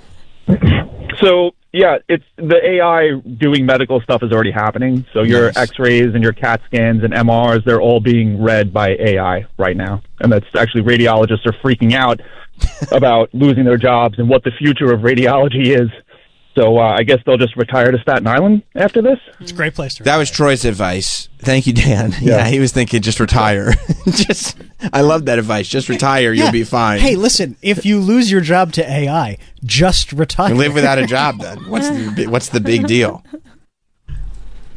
I don't know. I went to the dentist and got x-rays over the weekend, and the dentist was like, that's not good, that's not good. But it was a human being sitting there saying it. Well, yeah, the dentist. The dentist. But that's a doctor. Techs aren't going to be needed for a lot of that. Like he just said, it's all being read by AI, and then they'll tell you what's wrong, and then the doctor will come in and he'll confirm it. And surgeries are all going to be performed by robots. Absolutely, because they're more precise. Yeah, people don't want machines tinkering with them. When it's they kind of do. Yeah, they have those nanobots that go into you and go all around your body. Yeah, you need a guy. Do you need a human, a confident human being that you trust? I mean, do we not see? I mean, Dr. Kennedy. You know, I'm sure there were doctors that could have performed the whatever what's his face Junior needed. Yeah, but he wanted it to be done by Dr. Kennedy. It was 30 years ago. You're talking about The Sopranos. I love that instead of saying that was fiction, you said it was 30 years ago, as if it was a historical. That happened so long ago. Yeah. Hey, that real thing happened so long ago, Sam. What are you talking about? No, you're right. You're right. That's an old documentary I must have watched. Corey in Rockland. Hey guys, good morning again. Here's what's going to happen. The way they're going to get teachers to be AI teachers is all these school districts are going to start, saying budget problems. We're in poverty. I worked for a dependent school district for many years in Westchester. Every year, tens of hundreds of millions of dollars were in deficit. And one of these days we'll be like, look, to keep the kids going, to keep the buildings open, we're going to get AI teachers. Yeah. It'll happen eventually. Not even close to 10 years. That's how they're going to get them in. Not even close to 10 years? No. You go back and look at technology 10 years ago. Look at how it's come in 2 years. That's what I'm saying. Like in 2015? Yeah. The only thing that's different is they teach. We still don't have another Grand Theft Auto. That's true. We still don't have another. Somebody left a comment on on the Instagram video. It said, "Man, Sam was opening wrestling cards with Triple H before we got GTA 6." He's right. It's weird that you're a future denier. I went into the. I mean, right. It's a strange thing. I went into the class. I've been in classrooms. They look exactly the same as they did in 2015. They still had all the ABCs on the ceiling. They're right there on the ceiling, in case you get lost. They even asked me, "Mr. Roberts, what comes after E?" I was like, they caught me looking up. What are you looking at? Nothing. Nothing. I thought I saw a fly. Yeah. Don't all kids have a iPad now in school? They have a laptop. Yeah. I didn't. Did you? You should, Troy. Let me tell you something. You did not go to school 10 years ago. Neither did you. You are several generations removed. And you barely had a pencil. You're no youngin' either, my man. Yeah, Troy. You were carving on the wax desk. I need another desk. I spelled it wrong. Are you rubbing the wax again? Yes, I fucked up. I fucked up. Okay, it's too hard to do it this way. No, they do all their work on laptops now. Laptops, yeah, or iPads. Like when Riley was in middle school, it was like you need a device, and if you don't have a device, we will provide one for you. So like you could get an iPad from New York because everybody needs one. Like New York, like Tiffany, what's her name from Flavor of Love? No. Like she'd come to the school and go like, "I brought you a laptop." No. Oh. She's like, "I'm New York from the show I Love New York." No, you're mixing things up. Okay, well, I get everything. I mean, I got a lot going on all the time, so my synapses get crossed nonstop. I get it. Yeah, my kid's school, it seems like a lot of responsibility. They're like, "Okay, we're giving these kindergartners laptops. Mm-hmm. You'll keep them till 5th grade." Yeah. It's like, what? That's a long time to hold on to these laptops. Yeah. But that's what they have to do. They're like, "We're not buying laptops every year. Are you kidding me? This is public can't school. afford it. This is public school. Laptops are expensive." All right, well, now that we solved all that, I don't know if we did. I think we're good. AI sucks. I'm still a little confused. Not as confused. AI is nothing to worry about. No, I know that. It's Yeah. garbage. Yeah. Yeah, don't worry about it. It's the worst. Just lie down and let it happen. There's nothing happening.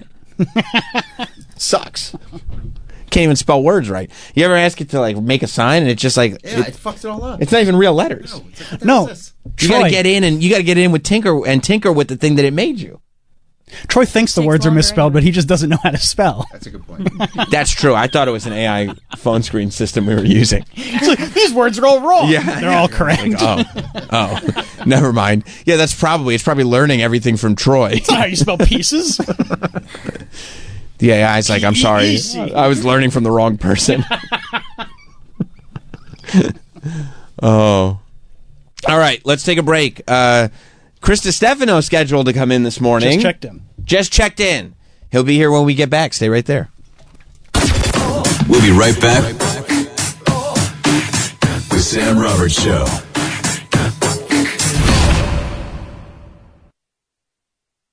In it, and I always feel good because one thing I'm reminded of every time I step in this Sirius XM building is that black women like me.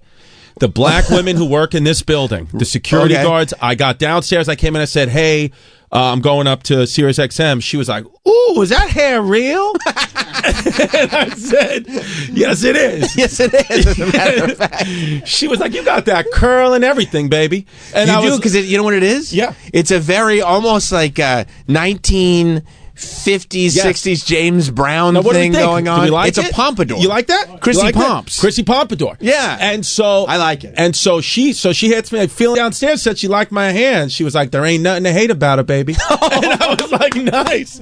And I was just felt great. Wow. And then you come in here and Danielle, our intern, walks in and she just goes like this. She goes like this. Hi.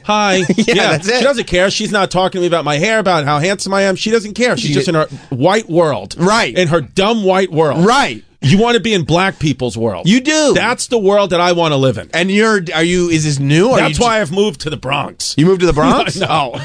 Close, Westchester. Westchester's the best. Do you live in Westchester? Of course I do. Dude, let me tell you something. What's your First of all, address? let's talk for a few minutes here about property taxes. Let's talk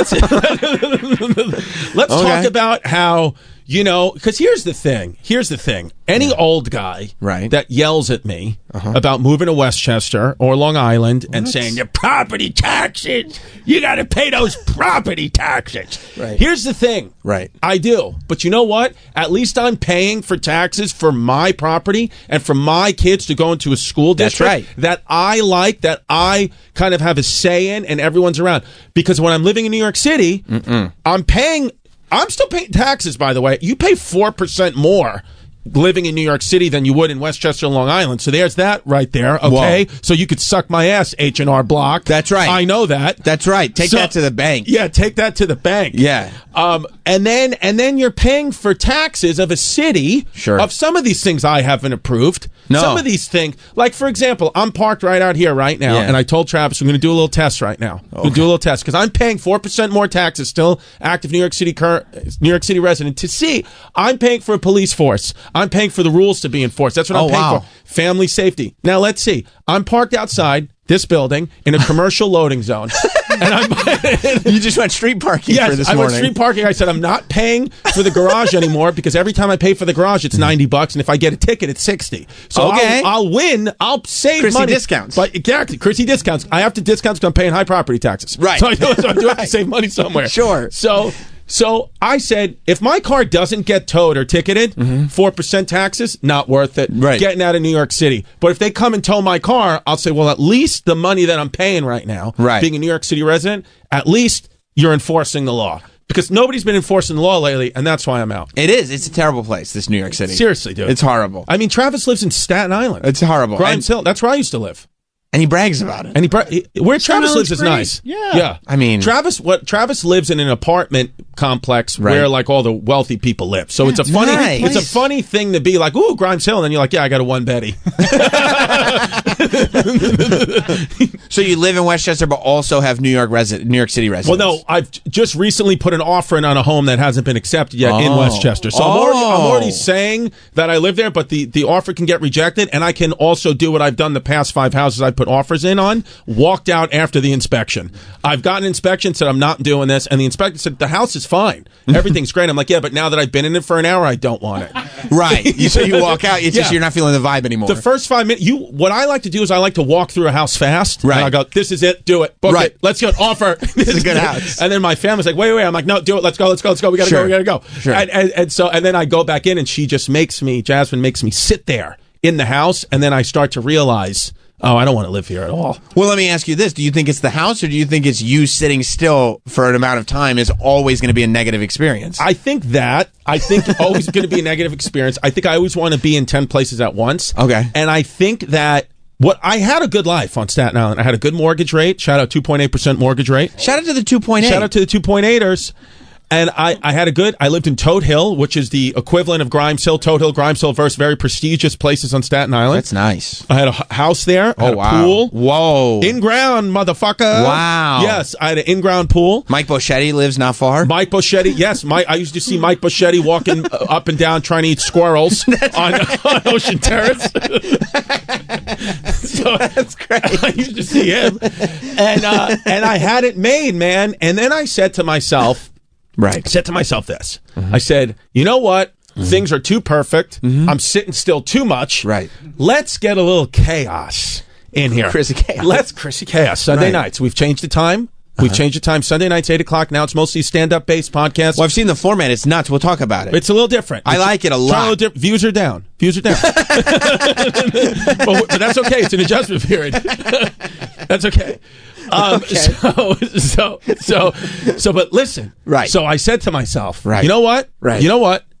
There's not enough chaos, right? Things are good. I can easily make my mortgage payment here. Kids are in good schools. We got the pool. I need to move. And the kids have friends.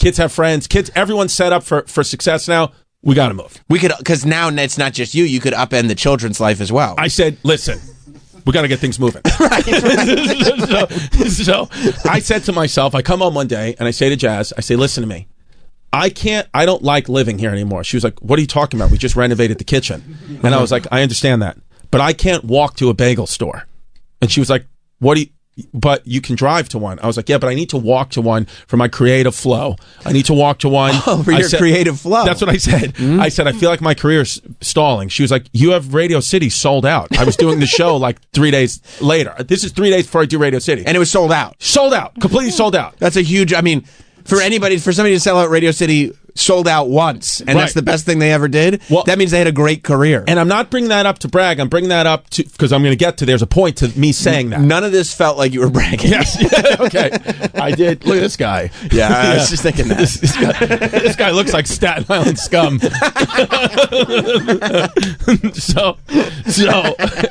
That's Mike. So I bring that up. Yeah, okay. Yeah. So because I had this is all happening in September of 2023. Now Perfect. September. Oh, so you're fresh out the pandy, too. Fresh out the pandy Wendy, September 2023. Yeah. I have Radio City sold out on a Friday night. Very next night, theater at Madison Square Garden sold out Saturday night. Right. So this is a big New York moment for me, right? I'm a New York kid. This is like 10,000 tickets we have sold in a weekend. This is amazing. In iconic venues. Now, this is Wednesday of these shows are Friday, Saturday. Wednesday, I walk in and say, we're selling the house. Perfect. We're selling the house. Perfect. She was like, I don't think we should. I said, I need to walk to a bagel store. So she's like, all right, like, I don't know. So literally, I'm calling my real estate agent, who we had just bought the house from 18 months before that. I said, for sale sign, bring it over tomorrow. I want to get it going. It's got a brand new kitchen. She was like, didn't you guys just do the kitchen? And I said, yeah, property value just went up. She was like, that's true, but why do you want to move? I was like, are you going to put the house up for sale? Find the next person. Yeah, am I going to have to explain the bagel store thing to you, too? Like, I can't walk to a bagel store. You sold me a house. I can't walk to a bagel store. You're the asshole, not me. So, are there good bagel stores in Staten Island? Oh, pretty good. Yeah, absolutely. Just drive. How long is the drive? Would you say? It was. I actually timed it because I will get to the point of the last 2 years of my life have been miserable. No, and my life has been turned upside down, and it's all obviously connected to these decisions that I made in 2023. Interesting. But the bagel store, and here's how good that bagel store was. Yeah. I've now driven multiple times from my house in Queens back to that bagel store in Staten Island because I missed the bagels, which is a 2-hour drive with traffic. So, good bagels, though. Good bagels, though. That I was from my house on Staten Island to this bagel store that I loved. It was a 80-second drive. Right. 80 seconds. 80 seconds. Yeah, 80 seconds. That's with traffic and stoplights. If I did it in the middle of the night, 30 seconds. 30 seconds drive. So anyway, I do these shows, right? We sell the house. Okay, we moved from a 5-bedroom home with an in-ground pool on Staten Island to a 2-bedroom apartment in Queens. Perfect. The movers. That's probably easy for the kids too. They're like, oh, this is how we're going to live now. Well, the kids, my oldest daughter thought it was like a weekend thing. She thought it was fun. Like, she thought I was joking. Like, she was like, oh, like she was telling her brother, she was like, Daddy's doing like a thing where we moved everything into this, and then we live here, and then we'll move back. Like, she didn't understand. She was like, "This, we're going back to my old school in Staten Island." And I was like, "No, we're not. We're in a new school." How old is she? She's 9 now. She was 7 back then. So at 7 years old, she was like, "Well, this is too absurd of a premise for an adult to do. Clearly, this is a joke." She was like, "This is a bit. This is a bit. Like, you know, like Dad's friends with comedians. Like, this is a bit." Right. And so she. So anyway, so we moved to a 2-bedroom apartment. Perfect. Even the movers who moved us from our house on Staten Island to this apartment, the guy goes, "Did something mess up?" Well, and I go, "Well, no, what do you mean?" He goes, "But you had that house. Why are you living here?" And I was like, "Oh, because we're renovating an apartment building across the street," which was true. Okay. We had bought an apartment building, a duplex apartment across the street. So it was a nice 4-bedroom, 2-floor apartment, because I said I got bagel stores everywhere. I can walk to the train. You love bagels. Love bagels. I can walk to the train. I'm living back in Queens where I was raised. I'm close to Citi Field. Okay, we can do everything we need to do. We love the Mets. Love the Mets. So I said we can do everything we need to do. Right. So, but the mover was like, "Oh, so you were moving? You got another apartment?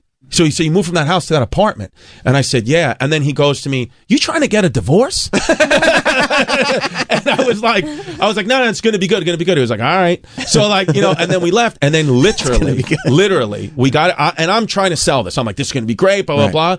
And then we realized that.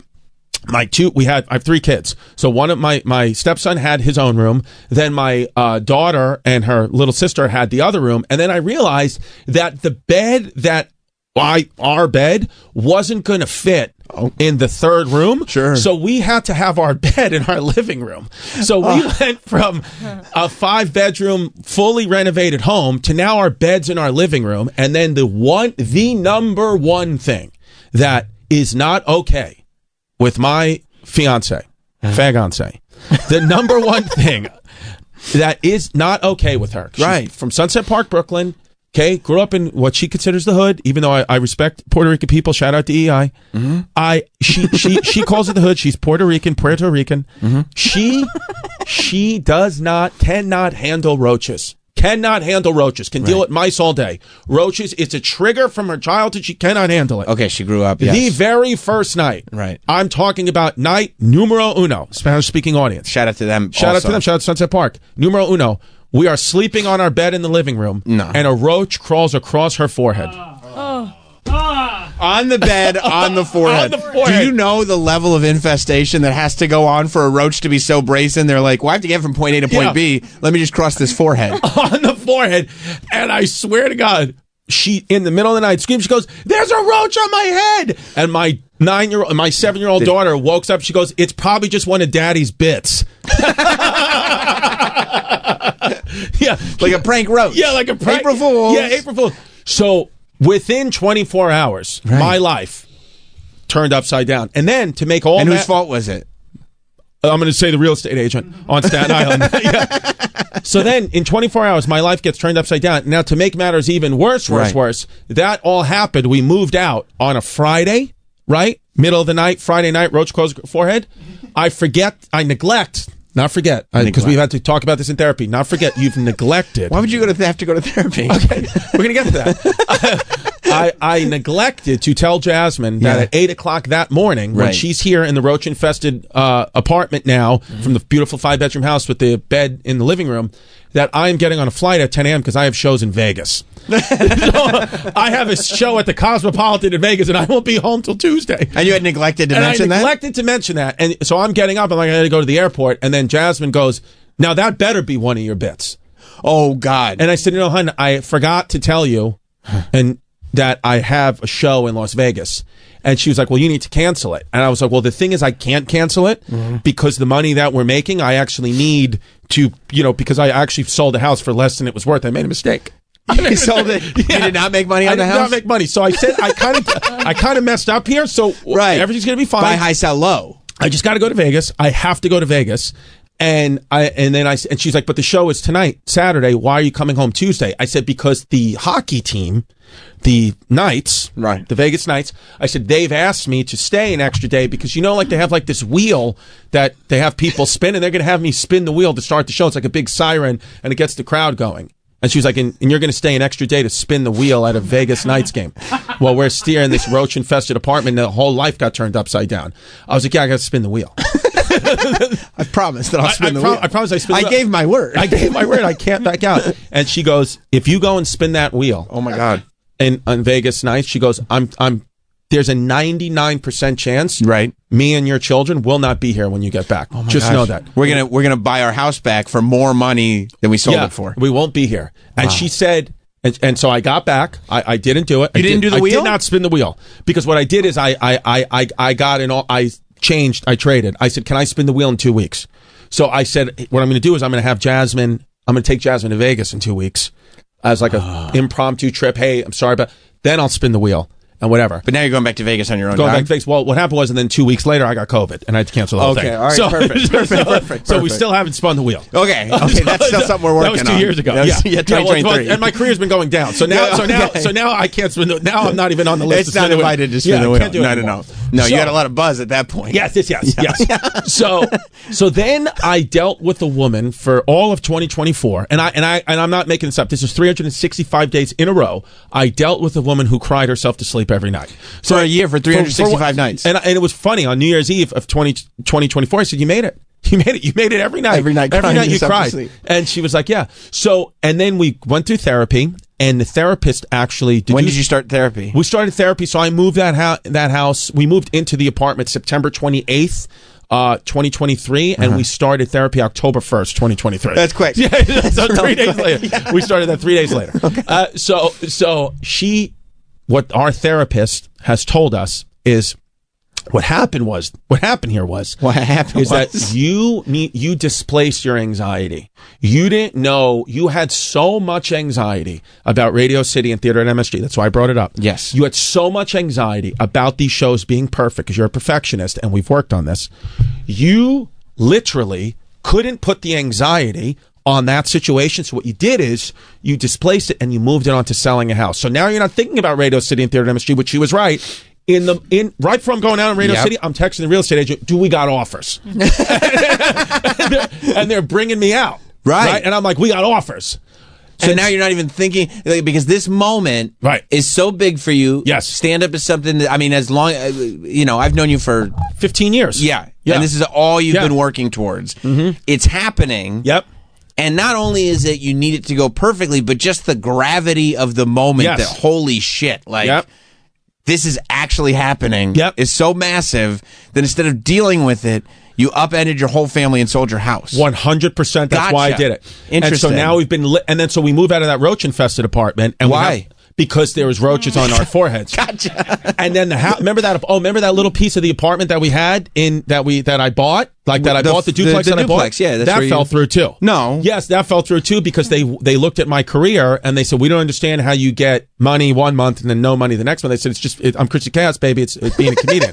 I buy, sell, and move, or shaker. And they're like, that's fine. So because this is a co-op, and we need to see proof of like funds, so we need to know that your maintenance is going to be paid on time. So the only way we're going to let you move into this house is you have to give us, ready for this, buckle up. Okay. 10 years of the maintenance money up front. Yes. 10 years? 10 years. That's how much they had no faith in you. I said, do I get interest on that? Like, it'd be in the market. Very I said, smart. nope, it's just going to be an escrow, and this is the money that we have, and you will not get it. I said, okay, so in other words, 10 years of the maintenance up front, fine. Crazy. But it's a credit then. I'm not paying. You have the maintenance money. Said, no. That's 10 years over here. You have to start paying the maintenance the first month. So that we know, should anything happen, we got 10 years on you. You'll only get that 10-year maintenance money back when you sell. That's insane. So I said, I guess we're not going to do it. And the co-op people go, I guess you're not. Oh, they didn't want me in there. Oh, they didn't want me in there. So that's the trap door. So then we move into. So now where we're currently living still is we've rented an old woman's home. That feels haunted. It feels like a home from The Conjuring. Is she still in it? She's not still in it, but she's a great lady. She really is a great lady. Shout But out to her, it is by an the way. old lady's home. It is. The positive news is you can walk to the bagel store. The negative news, it's not the bagel store I like. No, that sucks. The bagel store I like, I still have to drive to. That sucks. Yeah, I'm sure the creative flow is all messed up now. So we've went through a lot of pressure. We've went through a lot of hard times the last 2 years, all self-induced. But I've went through therapy. I've went through kratom therapy. I've went through I went through ketamine. And now we've come out on the other side to say, be happy with what you got, folks. I mean, it's so crazy though that you make a split decision, because I remember hearing you first say that I think you did like Rogan when you like just did it. Yes. That was the inexpensive sunglasses era, Chrissy. That was clinically insane, Chrissy. Yes. Yeah, that was like I found some success. Yes. I'm going to go ahead and lose the plot entirely. Yes. Okay, gotcha. Right. And I was like, oh, I mean, I can't imagine what happens next. This is insane behavior, and it's just amazing to me that like that one bad weekend of decisions leading to the greatest weekend of your career up until that point, because you got the garden still coming. Right. But that one set of bad decisions, it put you back a year and a half. It put me back a year and a half, and not only that, we moved the kids so quickly from Staten Island to Queens to give them this life, because we're like, oh, they'll just be raised in Queens now. My stepson will go to high school in Queens. My daughters will meet friends in Queens. And now, because of those quick decisions, we're like, oh, we don't want to live in Queens. Nope. Why are we living in Queens? Right. Queens is negative now. Yeah. So we're like, I don't want to pay this money for this house in Queens. No. I don't want to pay 4% tax if you're not going to tow my car. No. We should go to Westchester on Long Island. This is where families go. Westchester. This is where families go to. So now though, the decision is, so now it's like, it's not even financial. Now it's like spiritual. Now it's like, am I going to upend my kid's life again? Am I going to take them out of their schools again? And put them in a new place yet again. So all these things have reverberated from that one bad decision. Right. And so now, and one thing I've learned even though I've said it publicly here on the radio, right? One thing I've learned is to keep the circle small and not and not ask a million people for their opinions, because then you will get paralyzed. Because I was doing that for a lot in my life. Right. Everybody's decision, and then somebody would tell me, "Hey, you should do this." I'd be like, "That's what I got to do." Boom. But then the next, I'd be like, "You know what? I do the opposite." And I'd be like, "Well, now I can't move." Sure. So now I just say, I'm going to do what I feel is best for me and my family, and we're just going to move forward.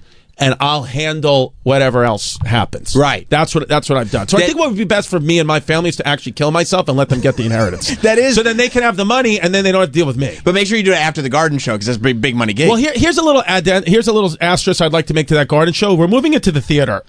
The tickets weren't necessarily exploding, so we're just going back to the theater. The theater's great. Now listen, I got 4,000 sold out of 12,000. That's crazy in the arena, which it's not bad. Hey, listen to me. You selling 4,000 tickets? Not bad. Crazy. And the show's not till September. Now, in hindsight, September 11th probably wasn't a good move. That's all right. It's Greasy Chaos. People have said, it's you know brand. what? The overwhelming response I've gotten from people have been, want to see you, buddy. Don't know I can support a comedy show and laugh on 9/11. Okay. And I was like, fair.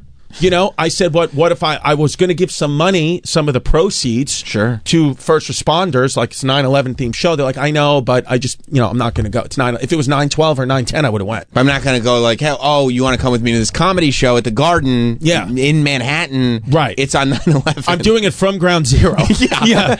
Yeah. So what happened though is we haven't made the official decision yet. And my agent actually told me to come on here and don't mention anything about the Garden moving to the theater. But you know what it is? It's already happened. I mean, look, we're live, right? We're live. What can you do? What can you do?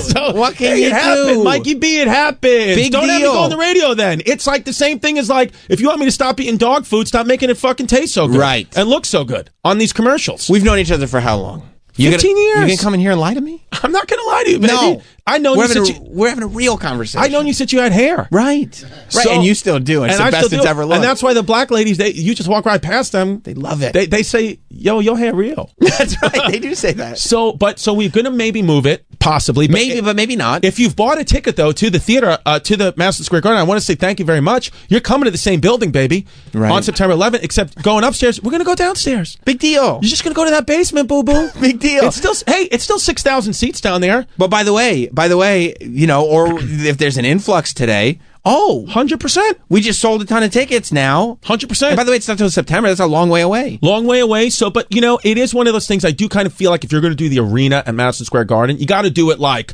my man Tom Segura did it on Saturday. You were just there on Saturday. I opened up for Tom Segura on Saturday. He had that shit sold out for months.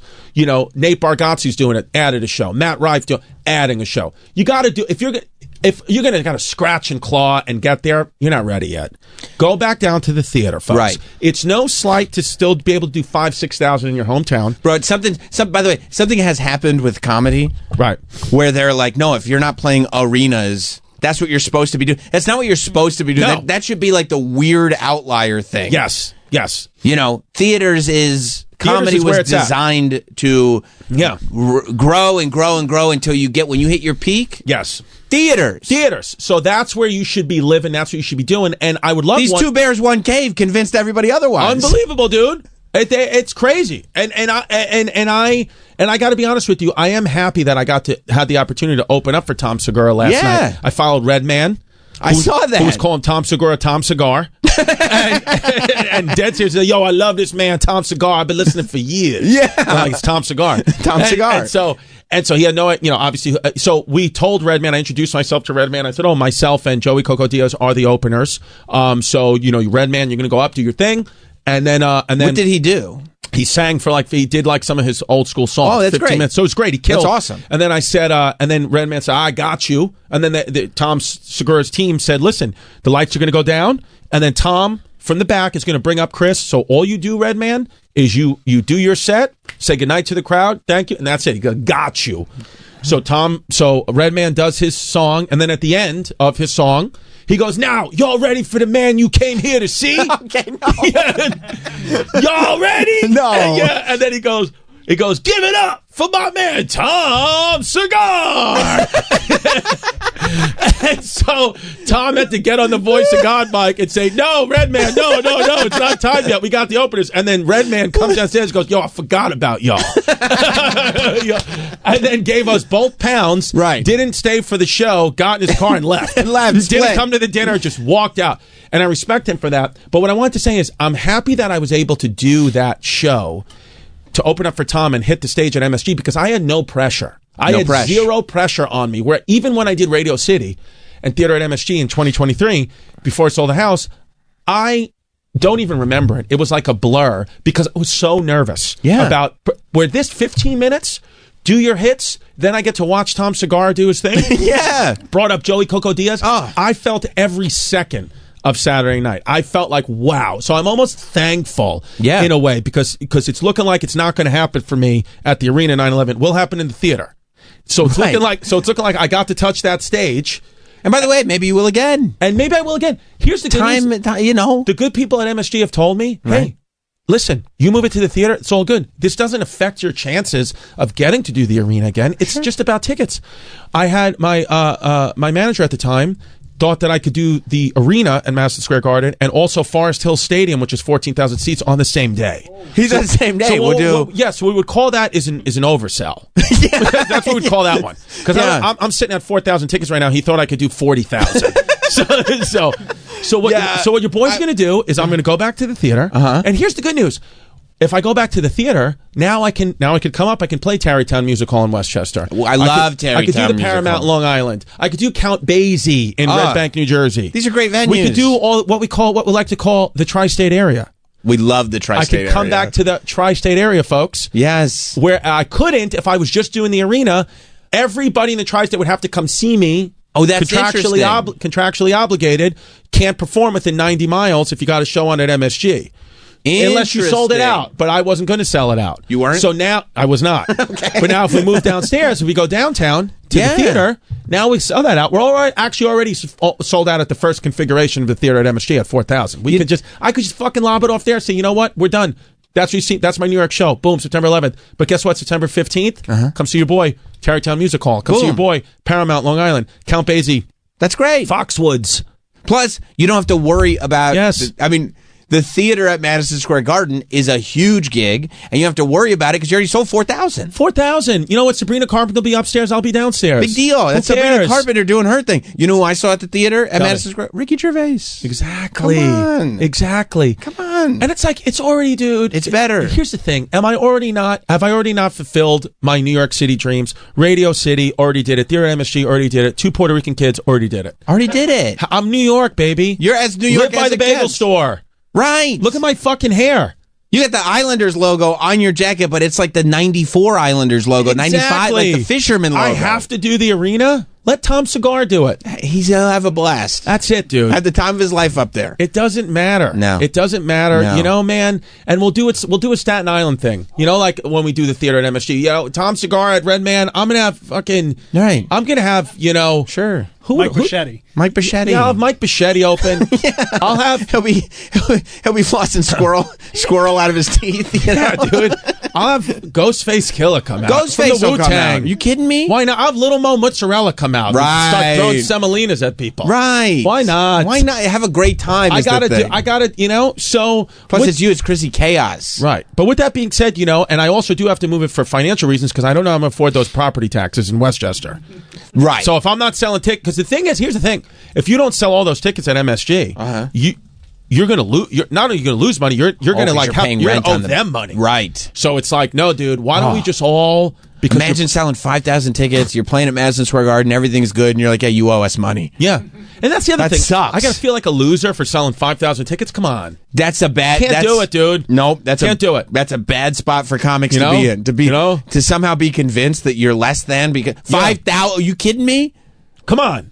5,000... Go back negative. Go back to the old days. Remember when you sold out a weekend at a club? That's it. Dude, I did comedy for 8 years before I'm talking about headlining on the road. First thing I ever did headlining on the road, 2014. I went till 2021, so 7 years. 7 years. So however many weekends that is in a row, maybe 300 weekends in a row, not one sold out show. The very first time I ever sold out one show was 2021. Did you get nervous before you would go to every club going like, holy shit, I don't think we're selling tickets? Like, this is... No, because you just start to accept. It almost would be fun. It would almost... I would go the other way. If there were too many people there, I'd get nervous. Because you're not used to I'd be this. like, this is crazy. Yeah, I can't perform for all these people. I think they have the wrong idea of who I am. My agent would give me these deals, because the way it works with comedy is like, you'll get a deal and they'll say, we'll give you this guarantee, and if you sell out, you'll get this. And I would always tell them, just cross out that if you sell out part. What's the guarantee? What are they guaranteed to, what am I guaranteed to make? Because I can't factor in on the off chance you sell out, because it's not going to happen. Right. Let's heavy up on the front side. Yes. Yeah. Yes. So now you got a chance. Now I got chances. If I pick the right venue, I could sell. Yes. So it's good, dude. It's great. I feel like now I've been in the game long enough where I feel like I've now, to my fans, cemented a place where they'll fuck with Chrissy. If you're a fan 100%. of mine, you'll come with me. You'll be okay. And I think being unapologetically yourself. Yes. Has made it so you've got this fan base that is like, no, we love the chaos, we love Chrissy D. That's we who love, I am. Yeah, that's just, you leaned all the way in. I do want to apologize to some people who did buy front row tickets at the arena at Madison Square Garden who are paying top tier to now see me at the theater. But it's going to be a better show. But it will be a better show. You'll be you're still in the front row, you'll be closer to me than you would at the arena. Right. But it's just what happened, and I have been told by Live Nation that I can't give you your money back. So, and that's on me. That's what it is. Yeah, but by the way, it is what it is also. It is what it is. That did say right there in small print that these tickets are final at proof of purchase, and it's just what it is. And in the event he moves it, it's just, you're going to have to just deal with that. Yeah, has every decision you've made turned out great? No. Hey. No. So? At least you guys have a house. Right. Right. Remember that Staten Island house? Yeah, with the pool? Yeah. Yeah, and I remember, and I sold, and here's another fun thing I did, is I sold the actual handover of the house of when I sold that house was October 7th, 2023, and I sold it to a Palestinian family the day that Palestine invaded Israel, and all my neighbors in Toad Hill were Jewish. So the doctor who lived across the street from me, I swear to God, sent me a text like a week later. He was like, literally October 7th, you moved in the people we're at war with across the street. And I was like, that's how I roll. Yeah, I don't know. I don't even know if we should be texting anymore. We're not neighbors. Yeah. We're not. Yeah, they were calling them Hamas, but what can you do? That's not your problem. What can you do anymore? It's not confirmed they're Hamas. They were like, well, they have the flag outside the house. I was like, well, then it's confirmed they're Hamas. And they are your neighbors. But you should be texting them. Yeah. Not me. That's what it is. I'm in a 2-bedroom in Queens with roaches on our heads. That's what it is. I got bigger problems, okay? Yeah, I got a Puerto Rican that wants to divorce me. Yes, exactly. And we're not even married, and she wants to divorce. Right. Yeah. Right. But we are engaged, though, now. Congratulations on that. I think it's one of you and your fiance is one of the great love stories. Mm-hmm. I mean, I remember, because I knew you before you were with her. Yeah. And I remember you coming in. You remember the chlamydia days. I remember the Chrissy chlamydia. Yes. Chrissy drip drop, as we call it. Yeah, that's right. That's right. But Danielle, I remember, I've gotten even less attractive to Danielle, by the way, throughout this. Well, sure, but you're honest. But if you bring in the black ladies, unreal. And that's what you got to keep. That's who you have to keep in your brain. Yeah. I remember you coming in, and I'll never forget that you told me, because I said it's a crazy thing that you just meet this girl, raw dog. Yep. And boom, pregnant. And you told me, and it was in a little studio at some random time slot doing whatever show I was doing back then. You said, I'm going to tell you, I met this girl. And there was something about her from the moment that I met her that I wanted to impregnate her. Yes. You said that way back then. And it's true. And look at you. Look at the life you've created with her. And I want to, and it's been beautiful because we were together for 2 years. Then we broke up. She started dating someone else. Nothing you can do. Nothing. What can you do? Started dating someone else. He was a good guy. I liked him. then we got back together in the pandemic. And then it was kind of like the first time, like I said, we hooked up, first or second date, had a baby. Pandemic, we've been split up for, 2-3 years. Pandemic, where my daughter got sick. This is early COVID days. Nobody knows. Like the doctors were coming in hazmat suits. We didn't know. Right. Doctor said you have to cohabitate together, even though you're co-parenting. You have to cohabitate together because we don't know germs. I don't know, like if you're about the safety of your daughter. Everyone hunker down together for 2 weeks. That's what the rules were back then. So it's okay. So I'm going to sleep on the couch. You sleep in the room. Whatever. We're co-parenting. Whatever. Great. So daughter gets better. My little daughter, my older daughter at the time gets better. Start drink a couple glasses of wine. One thing leads to another. Sure. Have sex. Gets pregnant with our second daughter. I mean, you're a potent guy. So it was. There's something about the two of you when you guys. Oh, yeah. All you're gonna do is make babies. It's insane. Yeah. It's insane how many kids we could possibly have had. Yeah. And so. But then after that, now we have 2 daughters and my stepson. I said, you know what? We got to do this right. And then so this year on January 6th, I was in the mood. Put the ring on the finger. I swear to God. January 6th. January 6th. I said. This was already a great day. Let's take it back. Yeah, let's take it back. You know what I'm going to do? Yeah. I'm going to get engaged on January 6th. Then I'm going to book the garden for 9/11. That's what it is. Yeah. And there was some thought of getting actually married at my garden show on 9/11. Get engaged January 6th, but now because if we move it to the theater, they don't have the capacity. Okay, to hold the wedding. Sure. No, I get that. That's a different thing now. If it was the arena, it could be a totally different thing. But if we're going to do the theater. But so, and I said, you know what, man? January 6th seems like the right time to do it. And here's the thing. In hindsight, here's the thing. Right. I actually like it better this way because now my kids, right? They're a part of the wedding. They'll wonderful. have memories. Every other kid, I heard about when mom and dad get married. I watch you tape. No, but you're going to be here. Yeah. Tristan, my stepson, you're going to be streaming this on Twitch. Is he going to be on Twitch? Oh, yeah. Oh, that's great. Oh, yeah. He's going to live stream. That's great. I'll sub. Yeah. He's going to sub. And by the way, if you guys want to see my wedding live stream, you go to patreon.com/historyhyenas. Oh, that's great. For $10, you can be a part of it. That's great. Yes. Are you going to have Giannis actually do the ceremony? That's smart. Yes. Smart. Yes. Keep the brand strong. Yeah. And that's what happened, too. You know, ticket sales started to go down. I text Giannis, hey, want to be friends again? Hey, Giannis, I'm thinking I'm a little too big for this History Hyenas thing. You know, I got these sunglasses on now. I think I'm done with you. Yeah. Giannis. Yeah. Matter of fact, I was incorrect about my previous. Hey, MSG just called, moving my show to the theater. So let's talk about Queen Elizabeth. That is, I mean, but it's a sound decision. It's fun. And you know what it was with me and Giannis? We got back together. We said because we were talking. You know, we had a falling out, and then we started talking again over the years, right, little by little, and then we were like. You know, we had this great community. We'd want to do other things, fine. But I was like, what are we doing? We got if we did History Hyenas for 20 years and 3 of them was this breakup period, it's like something to talk about. It gives it character. 100%. And then we came back from day one, like we never left. That's just great. Fully back. The episodes I think are better now on History Hyenas than they were back then because now we understand how to research. Now we understand the algorithm. Now we're we used to a lot of the show used to be about how crazy is Chris's life, and let's exploit that and make fun of that. But then we don't do that as much anymore. Now we keep it to the history, and we still do make fun of our lives. Sure, but you have other projects to do. Yeah, and we just correlate it to history. Sure. So I think and now it's niche because now you know what it is, dude.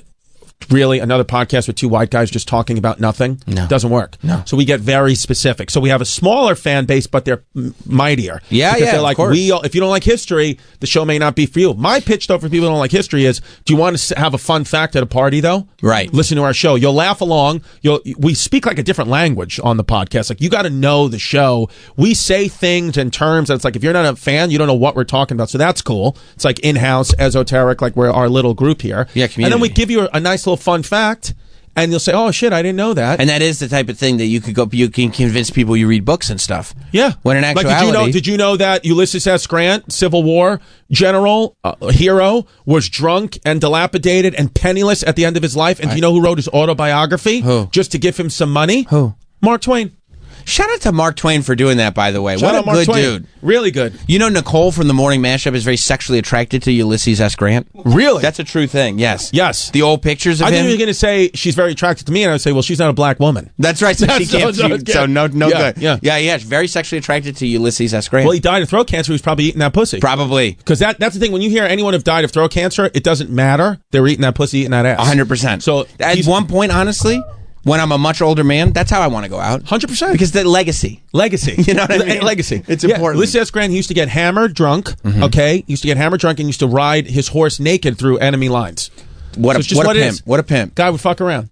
You know what I was watching It's Just Unfortunate on Hulu. That's it. Your comedy special. Shot at the Tarrytown Music Hall in Westchester 2 years ago. I thought my favorite part of that special was going to be that it was in Tarrytown. Yeah. I love Westchester so much. But you know what my favorite part of the special was? It was when you would go off on tangents and you'd say, I have a friend who. Yeah. And I would listen to the details to figure out who the friends are. And when I'm sitting there and I see this look on your face, like you were so happy with yourself that you did it on your special, knowing what you just did. When you were talking about getting complaints from friends and that you don't really have time for them because you have kids. But you said the one specific complaint that you got from a friend, an anonymous friend, was, I don't know, I'm having a mental health crisis. I used to do stand-up, now I have a sandwich shop. And I was crying laughing. Joe DeRosa texted me after, and he goes, what the fuck? And I go, I didn't mention any names. You do stand up. Now he has a sandwich shop. He goes, I thought we were having good talks. And I was like, yeah, dude, I got many friends who own sandwich shops who do comedy. That wasn't about you. It wasn't about you, dude. Come on. Yeah. I mean, I thought it added authenticity, but Thank also you. I appreciate that. Also a good, like, when you can figure out how to slam your friend on your comedy special without the audience, like the bigger audience realizing, if you just turn on a comedy special, it's like, oh, that's a funny little story. We call that threading the needle. I love threading the needle. Yeah. Love that. Yes, that's one of those things, man. And then, that's still up there on Hulu. Bill Burr's just went up. Yeah. Hulu's making a real play. Every month, Hulu has put out a different special. Yeah. So they started in November with Jim Gaffigan. Mm-hmm. Then I think December they had Alana Glazer. January they had Roy Wood Jr. But then February, Black History Month, me. Boom. Because they knew the black women like me. That's great. That's what they said. They did that for them. They did that for them. That was they for said them. Roy Wood is black, yes, but he's not doing Black History Month. Look at the hair on this guy. Exactly. Black women like that hair. Not Danielle. Danielle hasn't watched it. But the security guards, she's Caucasian. They watch it. She's Caucasian. She's not interested. No. She's watching Bill Burr. She's watching others. That's right. But black women. She likes Roy Wood Jr. She does like Roy Wood. I bet she does. Yeah. But black women.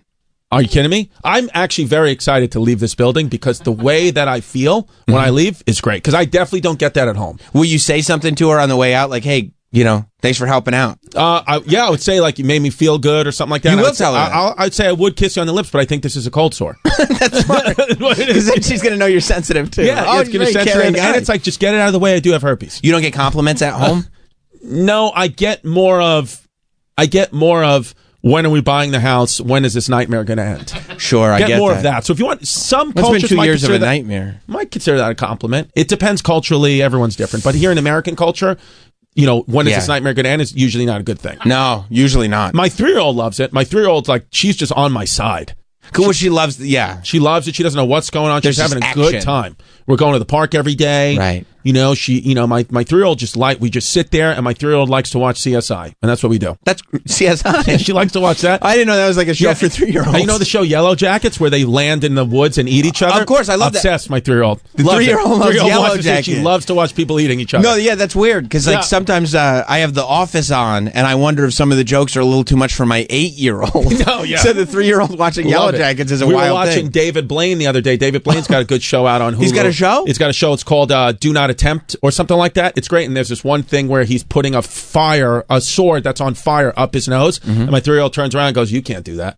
You're like, I was like, right? I can't. I can't. I said, you know what I can do? Move my show down to the theater. I could do that all day. That's a magic trick. Hey, you want to see magic trick? Yeah. Look at this. Boom. You think I'm in the arena? Bang. Theater. I'm going to sit there and pack Madison Square Garden. Yeah. Theater. Yeah. So what I was thinking about doing is making a promo to announce. My agent says you don't have to announce that you're going to be in the theater because everyone's just going there. I said, yeah, but I have to. Come on. I have to say that I'm going to the theater. Because we all heard the arena. You were so loud about it. I know. Well, you have to be. Hey, you ever? I love that promo you did with the kid, and you play your dad, and I'm going to continue to do do. You should. We're just going to at the end of it. Theater. Well, I love, by the way, if that's the name of the show, ... theater. Yeah. We'll change the whole live thing at around. Madison Square Garden. I would wear a shirt. It's like Chrissy D, live at Madison Square Garden. ... theater. Yeah. So that might be the merch. We've discussed this. And dude, hey, I'm the guy. I'll do promo. I'll say I'm going to the theater, and then I'll just have someone cracking egg on my face. Have someone make an omelet on my face. That's fun. You'll do it. I'll lean into it all. My agent said, don't mention it. I said, well, It's Too late. mentioned. It's on. Where I thought that this was taped. It's not. We're out there live to the airwaves. Yeah, it's not taped. Yeah, that's what it and is. the fact that it went out live means that when the tape version comes out, still not cutting it. Not cutting it, dude. You know, can't do it. And so you gotta. I mean, what is this guy just reading a book? He is. He reads a book while the show's on. When he gets bored, he reads. What the hell are you shouting out Muhlenberg College for? Well, we need representation. Small school. What are you reading? This is the list of drops to grab from the show. Oh, got it. All right, right. That's good. So you probably said a lot of funny stuff. I'm in here doing Madison Square Garden theater, and you're reading drops. Herpes, chlamydia, Nicole, Ulysses S. He's listening. No genital herpes though, just on the lip. If that is a confirmed cold sore. Yeah. But yeah. It could not be though. I asked ChatGPT, and it said it could be. It could not be. I've been rubbing it down with Vaseline, and I'm seems like I'm okay. What do you do with when you pop a cold sore on a lip? Do you kiss the kids or you don't kiss the kids? Don't kiss the kids. Smart. Oh, that's great. I don't want to give the kid. I don't want to give the kids a cold sore. That's great. Yeah. No, that's smart. That's smart. You got to be, because some people selfish. They don't care. Selfish fucks. Yeah. And then these kids, they get these cold sores when they're little kids, and then boom. Ready for this? Yeah. Wow, there it is. Nice. There it is. That's dedicated to everyone. That was everyone around. That was for everyone. Yeah. Danielle doesn't like this. I apologize. Well, it's okay. You okay with that? I apologize. I wasn't even looking at what okay, sorry. I was kind of he passed a little gas. Oh, why would I mind that? She passes a lot of gas. She's constipated. It happens. Right? Right. Absolutely. Right. Adjusting is sometimes a necessity. You get a colonoscopy? No. You got to get it. I urge everyone. I've gotten 2 already. I'm 40. I've gotten 2. You're 22? Yeah. I mean, that's a mean thing. Never too young.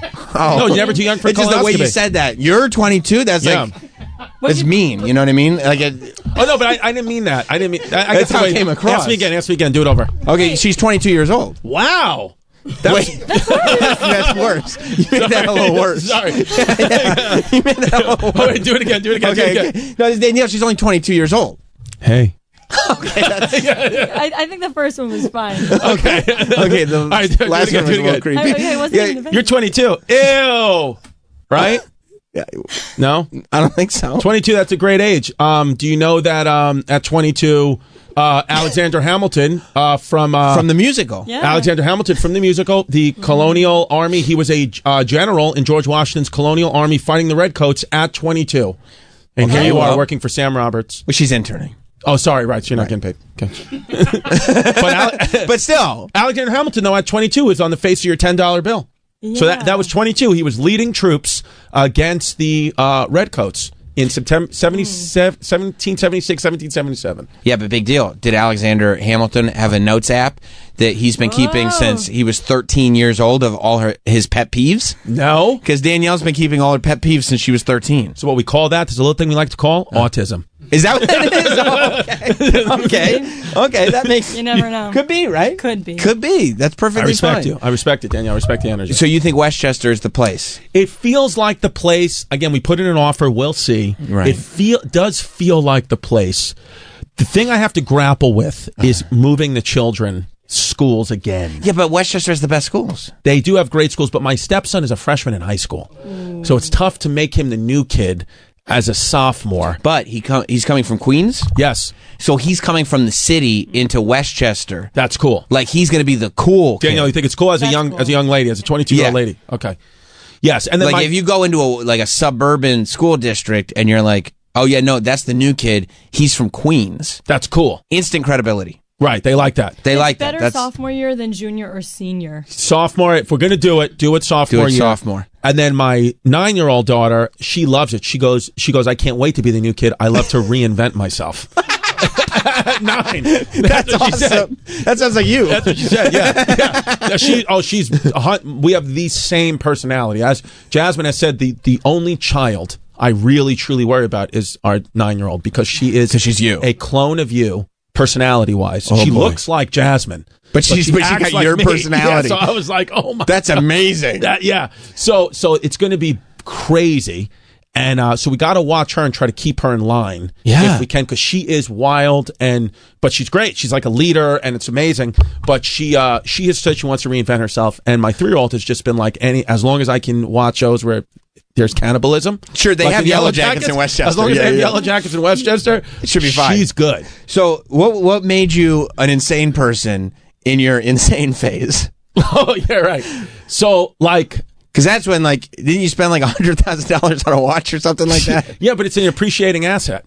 And it wasn't $100,000. Okay. It was much cheaper. Oh, that's good then. But here's the thing. I bought this watch right here. Beautiful watch. I bought that watch. That's the only thing I've ever bought, like a jewelry watch, because this is fucking Queen Center Mall. Sure. You know, this is $600 maybe. Yeah. This is a real actual asset. You buy a watch like this, retail. It's a Patek, isn't it? No, this is a Audemars Piguet. Yeah. AP. So you buy so you buy something like this, and then you spend a little bit of money on it, but then it appreciates in value like a home. Right. So as soon as I walked out of the store, doubled in value. So appreciating asset, but it's the only thing I've ever bought in all my career, years of doing comedy. I've only ever bought one thing, and it's this. And it was after I sold out Radio City. I said, you know what? Treat yourself. You're buying a new house. I like that. You know, you're moving. I'm with it. Get a watch. So that's the one thing I bought. Yes. And You had a great run at Radio City and then the theater. At MSG, which we might be returning to September 11th. Right. Just to come back. It's an I appreciating. wonder if Honeybrook has any new clients for me today. I haven't bought anything that's deep. I wonder where my best My leads come cars from. I lease. I've a family vehicle. I wonder and if I'll get personal paid on vehicle. time. Sure. We lease those puppies. Sure. So that's a depreciating Today we're going to asset. talk about instant coffee. I just try to. We're going to taste. I try not to a spend lot my of money instant unless coffee, it's and I'm not buying going to selling lie. When you first for started less. when when you first started getting good money, did you have a problem with it, or were you always like, I'm not gonna go crazy? No, I had to learn. Nobody in my family has ever made more than like $60,000. So like not that that's poor, but nobody's ever made money. So I've had to learn the hard way and make humongous mistakes with my money, as I did buying and selling these homes for less. Sure. And I have pretty strong feelings against instant coffee, and I'll tell you I'm why. going for it. Right. It went up again. Were you still in when it went up? I'm still in, but I said, listen, I was getting, when for a while they were getting my financial advice from a man named Tank Sinatra. So that runs contrary to the targets and the goals and the aspirations of instant. You know? Yeah, I just wouldn't. I didn't know he was a financial guy. But it's amazing when I'd be FaceTiming with him, asking him genuine, stuff, asking genuine financial advice, and he's telling me about crypto while he's, in his backyard in Long Island, no shirt on, hosing himself down because he's jacked and ripped. And I was like, this is the guy we're putting our family's money with. Right. I would have thought like Dave Ramsey or something like that. But you went Tank Sinatra. So, but Bitcoin, it's okay. We're still there. We're still okay. But I've made a lot of mistakes. I feel like I'm at a point in my life now where I've made so many mistakes that I now know how to give better advice to my kids and myself. And we're definitely going to make more mistakes. But I know now what's important, what's not. Yes. What is the good move? What's the bad move? When I'm getting just too much anxiety, and when now I can identify it. When it's like, hey, do you really want to do this, or are you just nervous? Well, we've made terrible mistakes because of this feeling. Yes. So, I can identify it first. And also now, another thing now? Tell me. Peace. Today, my daughter Salish attempts to fly alone for the first time. My suitcase. You don't want high octane all the time. No, You're no, gonna no, get no, in no. trouble. You're going to get in trouble because you don't leave any time to think. No, these are thoughtful decisions that get made. Boredom. Look at a river. Just it's okay. River. If like you said, if every show's not 100% sold out, slammed, you're not a failure. 60%, move it to the theater. Big deal. That's it. In that specific. Yeah. Yes. Yeah. And by the way, you felt so good the last time you were in that theater. Yeah. You bought an AP. Okay? Exactly. Don't let that get taken away from you. Yes. Because old Tommy Cigars is popping from arena to arena to arena. Yeah. Everybody tells a different story of success. Exactly. It doesn't matter, dude. It doesn't matter. No. So you say to yourself, be peaceful. That could be boring. Life is great. Don't worry about it. You got a great family. Not everything's 100% home run all the time. Look at the success story of your comedy career. Look at the success story of you and your fiance. Mm-hmm. That wasn't supposed to work out. Exactly. And it did. Still might not. And through 2 years. Right. Statistically, says it most likely won't. Right. Statistically, what it says is you're going to buy this house in Westchester, you pay taxes for 15 years. Yes. You get your youngest through high school. Right. And then you sell the house and get divorced like everybody else. Right. That's what you do. And by the way, that's a great life. That's a great life. And hey, honey, what's up? It's all good. I'll still be young enough, right? Right. You'll be young enough. It's all good. It's all good. What you say to yourself, though, is, look, I've been through 2 years of just a lot of pain, a lot of heartache, a lot of why did I make that choice? But yet, on the outside, oh, Chrissy's doing well. I got this going on. I got that going on. Inside, dying, turmoil. Right. Don't want to be here. Right. So now you say, hey, you don't judge a book by its cover. No. Things are not what they seem. For everyone. For everyone. So Right. I've learned this the hard way. So now I say to myself, hey, you got a lot of great things in your life. Be happy with what you got. Ready for this? Mm-hmm. Benjamin Franklin. What did he say about George Washington? Why was George Washington a great general? Because what George Washington was different about him than other generals at the time. The wooden teeth. Uh-huh. Also died of throat cancer. Oh, so you know what he was doing? 100%. Uh-huh. He was fucking absolutely, dude. Oh, yeah. He was eating Molly Pitcher's ass. Oh, yeah, he was. So what you say to yourself, what George Washington said, what Benjamin Franklin said about George Washington, and you take these words and you move forward with them, is George Washington, his thing was he saw things as they were, not as he wishes they were. So rather than other generals would say, I'm not going to retreat because I wish that we were doing better, where George Washington saying, no, we're going to retreat because we're not doing better. Right. We're going to lose, so we need to retreat. I wish I was sold out at the arena. Guess what? I'm not. We're going to retreat. We're going to retreat. Theater. George Washington. And on September 11th, you're going to be able to look at a sold-out room of people, full of people having fun, instead of looking at a bunch of empty seats going, right, I'm going to lose my shirt on this. Right. Because this is something they probably taught you at Muhlenberg. Right. Winston Churchill, success is not final. Ready for this? Failure is not fatal. Fuck. The courage to continue, that counts. Boom. That's it. That's Boom. History Hyenas right there. And that's what they got in Westchester, too. Do I got to let you go? Yeah, what time is it? I got to go. It's 10:25. Yeah, I got to be at the podcast 5 minutes ago. Okay, perfect. Yeah. Giannis is sitting there waiting. Yeah, sorry about that. Well, get History Hyenas. Get your tickets to whichever room, by the way, in Madison Square Garden. Doesn't matter. You're coming to the same building. There'll be a security guard there telling you to go to upstairs or downstairs. 99% you're going downstairs. Okay. Okay. Get the tickets for it either way. You can go to chrisdcomedy.com. Get on board with History Hyenas. Check out the Chrissy Chaos podcast. It's very interesting. You're on the road. Yeah. It's almost more of a show than a podcast. And we've made it Sunday nights, and my new thing now is check in for the next few weeks because I promised my mom I won't curse for Lent, so I'm doing clean comedy till Easter Sunday. Wow. So that's clean comedy till Easter Sunday. So there is no cursing coming out of this potty mouth. Even though I know I said a couple of F-bombs here, but specifically in stand-up, I'm not cursing. Perfect. You got to come back more often. Hey, dude, I'll come back as much as I can. Absolutely. All right, absolutely. All right. All right. We'll be right back. Stay there. We will be right back. The Sam Roberts Show.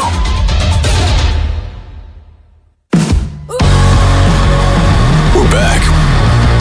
The Sam Roberts Show. I wonder how, like, if I could get Chris as a neighbor and, like, our families start hanging out together. You know, get my wife and his wife and the kids all together. I feel like his family, though, it's chaos. There really is chaos happening. Well, these are my two projects. I want him in my town, and I'm really trying to get the Biggins to move to Westchester too. They probably should, right? They're in a shitty apartment. I mean, look, it's a nice apartment. I don't mean they live in a shit, but I'm saying, like, man, I don't understand when you got space. Two kids living in an apartment in the city. They have like a 2-bedroom apartment. It's a beautiful apartment, but it's still a 2-bedroom apartment for 2 kids. It just, city life seems crazy to me for raising kids. Children's, yeah. I wouldn't want to do it. But I mean, if I could, I understand that people do it, but like, I wouldn't want to. Right. Yeah. But I mean, the idea of just like, you wouldn't want them as neighbors. I kind of love the idea of, even if it's anywhere near the neighborhood, just the idea of putting the Chrissy D and the Biggins energy, just infecting that energy into it. Just give it a splash. You know what I mean? I think a little city council meetings would be out of control. Yeah, a little unpredictability. I love unpredictability. I love adding elements of chaos into things. So I think it'd be great. Those are my 2 projects. We'll see. I mean, if you want to upend your life like that, go ahead. I have to be careful with Chris because I can't push too hard. No. Because then he'll go the opposite way. Yeah. Easily influenced, but you never know which way it's going to influence him. Right. So it was good to see Chris again. Hopefully, I want to get him in way more often. He's the best. He's the absolute best. By the way, did you see Morgan Wallen rage quitting SNL? So weird. He was out, bro. He was out. I admired it in a way. He's like, I'm not really here to hang, dude. You want me to hear this? I'll do these 2 songs. And what? I have to be on the stage when you say goodbye? Okay, I'll say goodbye. He said goodbye to Mikey Madison. Mm-hmm. It's not like he was in any sketches, so, you know. He kind of Irish goodbye'd Keenan and the rest of them. Everyone's having a good time. Well, yeah, it's... It's SNL. He's not even smiling. He's just like, okay. One-handed hug. One-handed hug to Mikey, and he's like, I'm out of here, by the way. And I'm going to go right into that camera. It's the first time I've ever seen it happen in 50 years of Saturday Night Live. He gets off stage. No hostility, by the way. No. He did his 2 songs. Totally fine. Like, I mean, he performed well. He didn't. There was literally nothing controversial about anything. And then at the end of the show, he just didn't need to hug the cast. He was like, I'm out. He was like, I'm leaving. And I've got to tell you, I mean... can you just go that way, please? No. That energy, more often than not in social settings, is more what I'm attuned to. Like, I most of the time, the minute that music hits, I'm like, can I leave interacting with as few people as possible? Right, but I can't. Like, I would love to do that and walk right in front of the camera and just like, sorry, I'm leaving. But I do have those social norms in me that go, I can't just leave in front of everybody. Having to wonder if you have to give someone like the hug goodbye. It's terrible. You only kind of casually know them. Right. Yeah. Right. Very like, uncomfortable. You know, he saw them around, but it's not like the musical performer has to be there all week. The host is a little bit of a different scenario.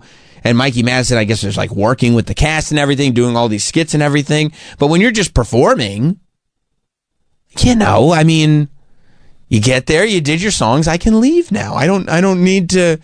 And like, I guess he's not enamored with the idea of being on SNL the way some people are. Some people, it's their lifelong dream. Just wait 2 minutes. He doesn't want to. He wants to leave. He's got a private plane. I understand wanting to leave, and I understand not wanting to say goodbye to everybody, blah, blah, blah. Just stand there. I mean, there have been times I know where he's got to go to God's country. I know. You got to. You miss God's country. I know. I get it. Coming from Westchester, I get it. When you guys convinced me to do something in the city, all I'm thinking about is leaving a post. This is what he left on his stories. A picture of a private plane that said, "Get me to God's country." I mean, and then one other person said, "This is a SNL writer." An SNL writer wrote, "Get me to God's country," and it was a Krispy Kreme truck, which I'll accept both. But like, yeah, when you guys get me to go out into the city somewhere, what? When do we do that? You did it for. I know I've hung out with you at least one time in the city. We got wings. We did wings. That was great. It was fine, but like real they quick, were so good. I was ready to go back to God's country. Westchester? Yes. Don't be shocked if like you check Instagram and you're like, why'd Sam only hang for like an hour? And there's a picture of my Jeep and it says, "Get me back to God's country." That's different though. Like, if you just were like, all right, I got to get out of here. And we're like, all right, dude, see you later. I'd go like this. I'm going to go piss. But it wasn't like we were all in a circle having a conversation. And I'm just going to push past. Like, I'm going to walk right through the circle. Like, I go piss. And then when I get back, you're all standing in a circle. And I walk through the circle right out the door without even acknowledging you. Give one of us a one-armed hug. Yeah. All right. I got to get back to God's country. Like, where's he going? He had to leave. He had to go right now. It was very, I mean, he said it was not hostile. He said there's no hostility. And I believe it. I believe it too. Hostile. Totally. It felt hostile. But I believe him. If he says there's no hostility, I believe him. He just really wanted to leave. And he really... the funniest part to me is that he left like straight, like down the barrel of the camera to whatever that door is. Yeah, I don't get, like, he walked out the front door. Not like I'm going to go backstage, grab my bag. No, I came. This is the shirt that I came in. I'm walking through the camera, past the audience, out the front door. Is the car outside? Okay, then I'll walk outside. Where's the elevator? I'll walk right out the front door. The first door I see, I'm walking through. He wants to go. Maybe he had to get to the gym. In God's country? Well, sometimes when a show wraps up, someone will just sprint out of the room immediately because they have to get to the gym. That's true. That's happened before. Might have had an appointment or something. I don't know. And this SNL insider that talked to TMZ and was like, no, that was the way it was supposed to be. What? Tell me about the SNL insider. I want to get the inside scoop. TMZ. This is a bit. Yeah, we're told he entered and exited the studio the same way he did Saturday night during rehearsal and camera blocking all week leading up to the live show. So he routinely headed that way when he thought it was time to go. That never happened. No, I mean, maybe in the sense that he got confused. Because when he left the stage after his performances, he went backstage. Yeah. He didn't go sit in the audience. No. You're going to tell me that they rehearsed the goodbyes and they were like, all right, and then Morgan is going to leave straight through the front. We're gonna rehearse the goodbyes, and Waylon or how do you pronounce it's not Morgan Waylon Smithers. Morgan, that's what you wanted to say. Wallen is Morgan. If you'd like to leave, you may. Yeah, no, I mean, I admire it. I like seeing people leave places. Hey, I'm just a fan of people leaving. I do. I like seeing people leave because it's like they really took it. Because there's so much social... That's why you like that show. What show? I Think You Should Leave. It's such a good show. I'm just waiting for somebody to leave. Because I think people should. And I think I should. Like, there's so much social pressure to be like, well, I don't care, but I'm on this SNL stage. I got to hug all the cast members. You don't have to hug all the cast members. They want you to stick around and hug cast members. What's he going to do? Just stand there? That's what they do. They hug each other. You stand there and you wave. To whom? The audience. They're right there. The audience at home. I got to stand You're here. working. It's a job. I got to hug Keenan. I would love to hug Keenan. I'm not saying you shouldn't. You don't want to hug Keenan. I would be happy to hug Keenan, but that's for the services that he provided me as a child. Right. It's a thank you. Thank you for Good Burger. Thank you for the French kid in the bathtub. Thank you for Keenan and Cal. I would have a lot to say to Keenan. But I'm saying if Morgan Wallen doesn't... I would hug Mikey Day. He's funny. I mean, I guess, but now you like, you Colin, you wouldn't want to hug Colin? No, I love Colin. I would definitely like, I would, you know what I would do? I would dap up Che. Oh, for sure. Yeah. And then we'd probably say something about wrestling or something. Talk to Mikey about Sean Baker. Oh, yeah. I'd be like, I know Sean Baker. She's like, okay. He did the radio show. I have his phone number. She's like, okay. I'd be like, you're funny. You do a really good Britney Spears. Yeah, I mean, I like I go like, oh, Enrico. And he's like, that's not the character's name. I go, okay, well, anyway, I got to go hug someone else. I wouldn't talk to him. Why not? I don't like him. The guy who's like the hot guy right now? Yeah. Oh, you're just mad. Why? Because you have a house full of women and they all love him. I don't think they know who he is. Don't call him a she because you don't like him. Everybody loves that dude. He's on T-Mobile commercials. No, I know. And you don't get to T-Mobile commercials unless you're beloved. Yeah, I gotta be like, talk to this dude. Be like, I saw when you wore that New Japan T-shirt. That was killer. Yeah, and if Kyle Mooney was there, I'd probably stop. Oh my God, Kyle Mooney! I'd be like, "What are you doing after this?" Yeah. Sarah Sherman's up there wearing a Monday Night Raw hat. Yeah, I mean, I'd have all kinds. I'd be there. They'd have to drag me off that stage. I'd be like, "I like your striped pants, but not as much as that Raw hat." Is she wearing a Raw hat? Yes, she was at the premiere. I think she's also a secret wrestling fan. I don't think that's very secret. I seen her at a show one time. If she was at the premiere, yeah, it's not very secret. But like, you could go to a premiere without being a big fan. They had a lot of celebrities there. It was Los Angeles. But yeah, I mean, the idea that he's not into it. Okay, people hug, big deal. He's not into it, bro. I don't want to hug you guys. Friends stand on the stage and hug. I want to leave in the dark. Yeah. I want to leave. And he knows too that if he goes backstage, there'll be like executives that want to talk to him, and this person wants to talk to him, and that person wants to talk to him. I mean, he's a huge star, this Morgan Wallen. I know. And like, everybody wants to talk to him, and all he wants to do is go home to God's country. And so he's wasting 0 seconds to do it.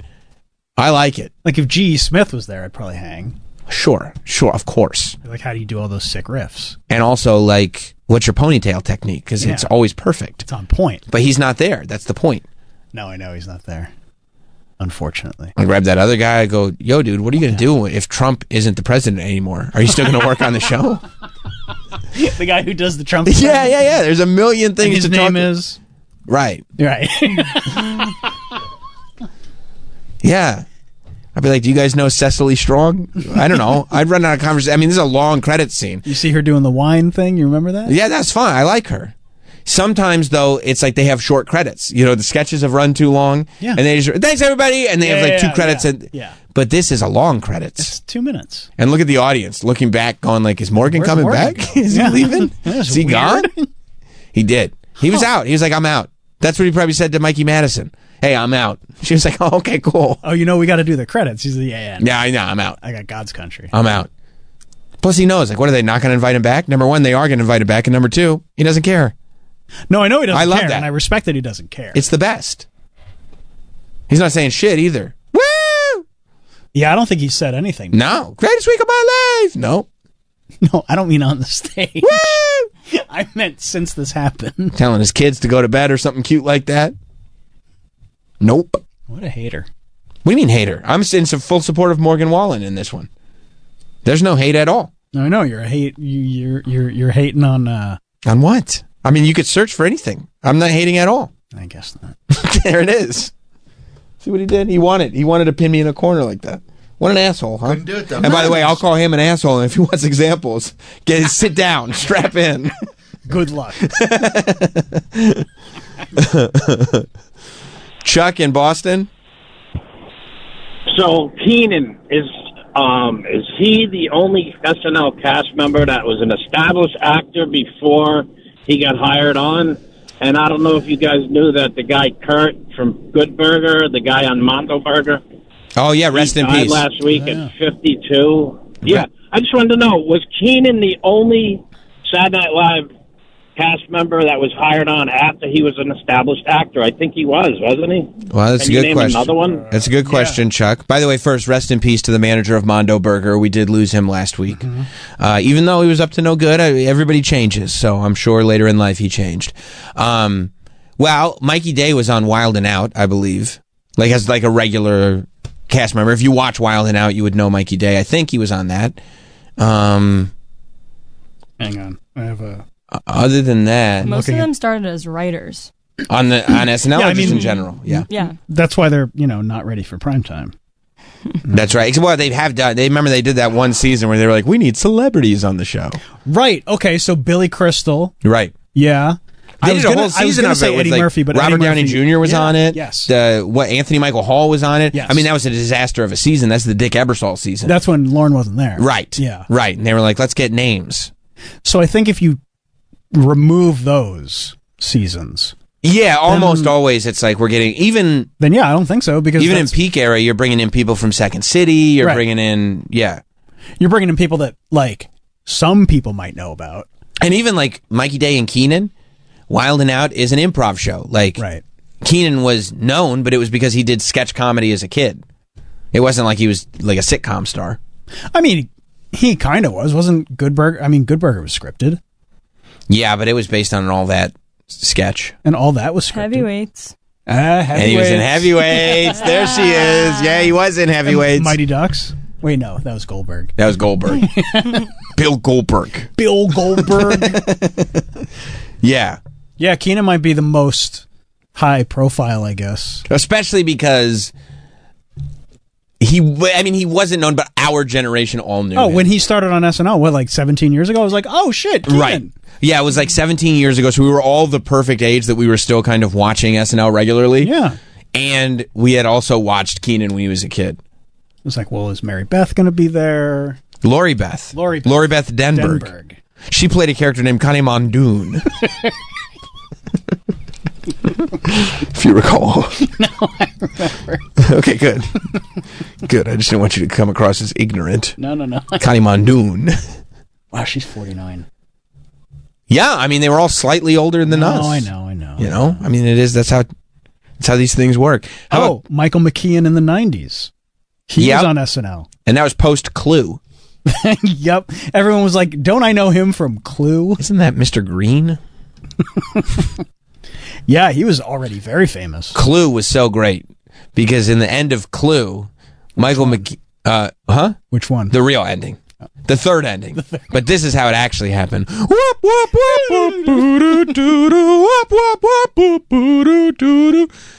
When he goes because he's it's the 80s. I want to say that movie came out in 88, 89, something like that. So the whole bit of the movie is that Michael McKean's character, who I think is 85, even early. Yeah, I guess I saw it on VHS. So Michael McKean with Mr. Green. Yeah, Mr. Green.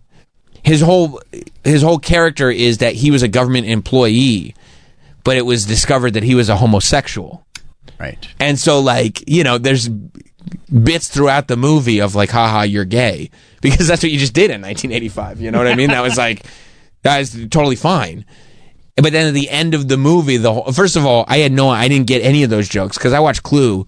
I mean, yeah, you're a kid. 180 times as a kid, over and over. It was one of the VHS movies that we had.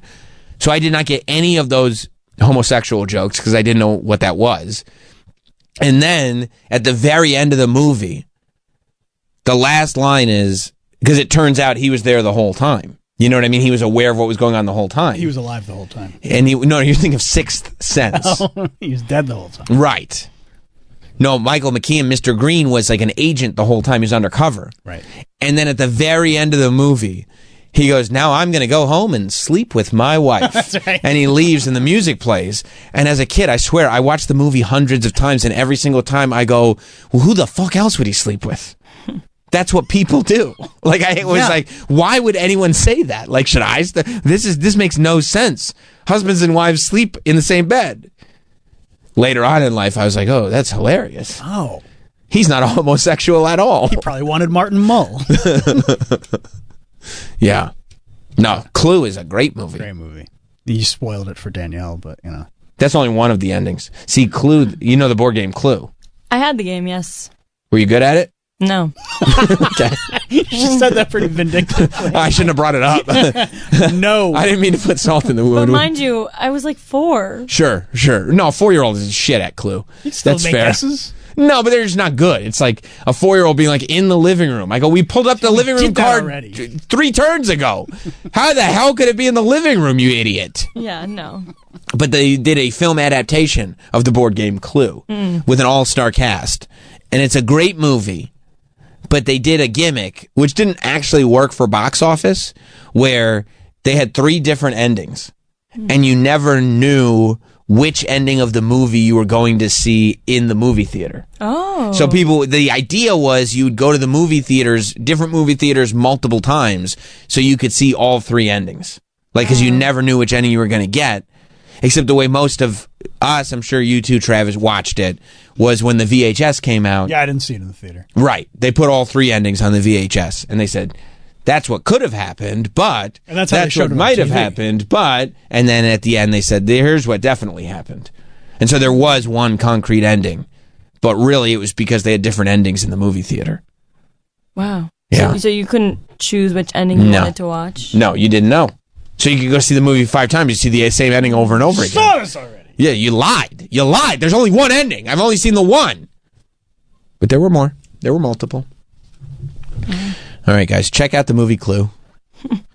Thank you to Chris DiStefano for popping by. We got a very, very busy week, so stick with us here all week long. We'll see you tomorrow. This has been Sam Roberts Show. If you missed anything or want to hear it all over again, check out Sam Roberts Show on the SXM app.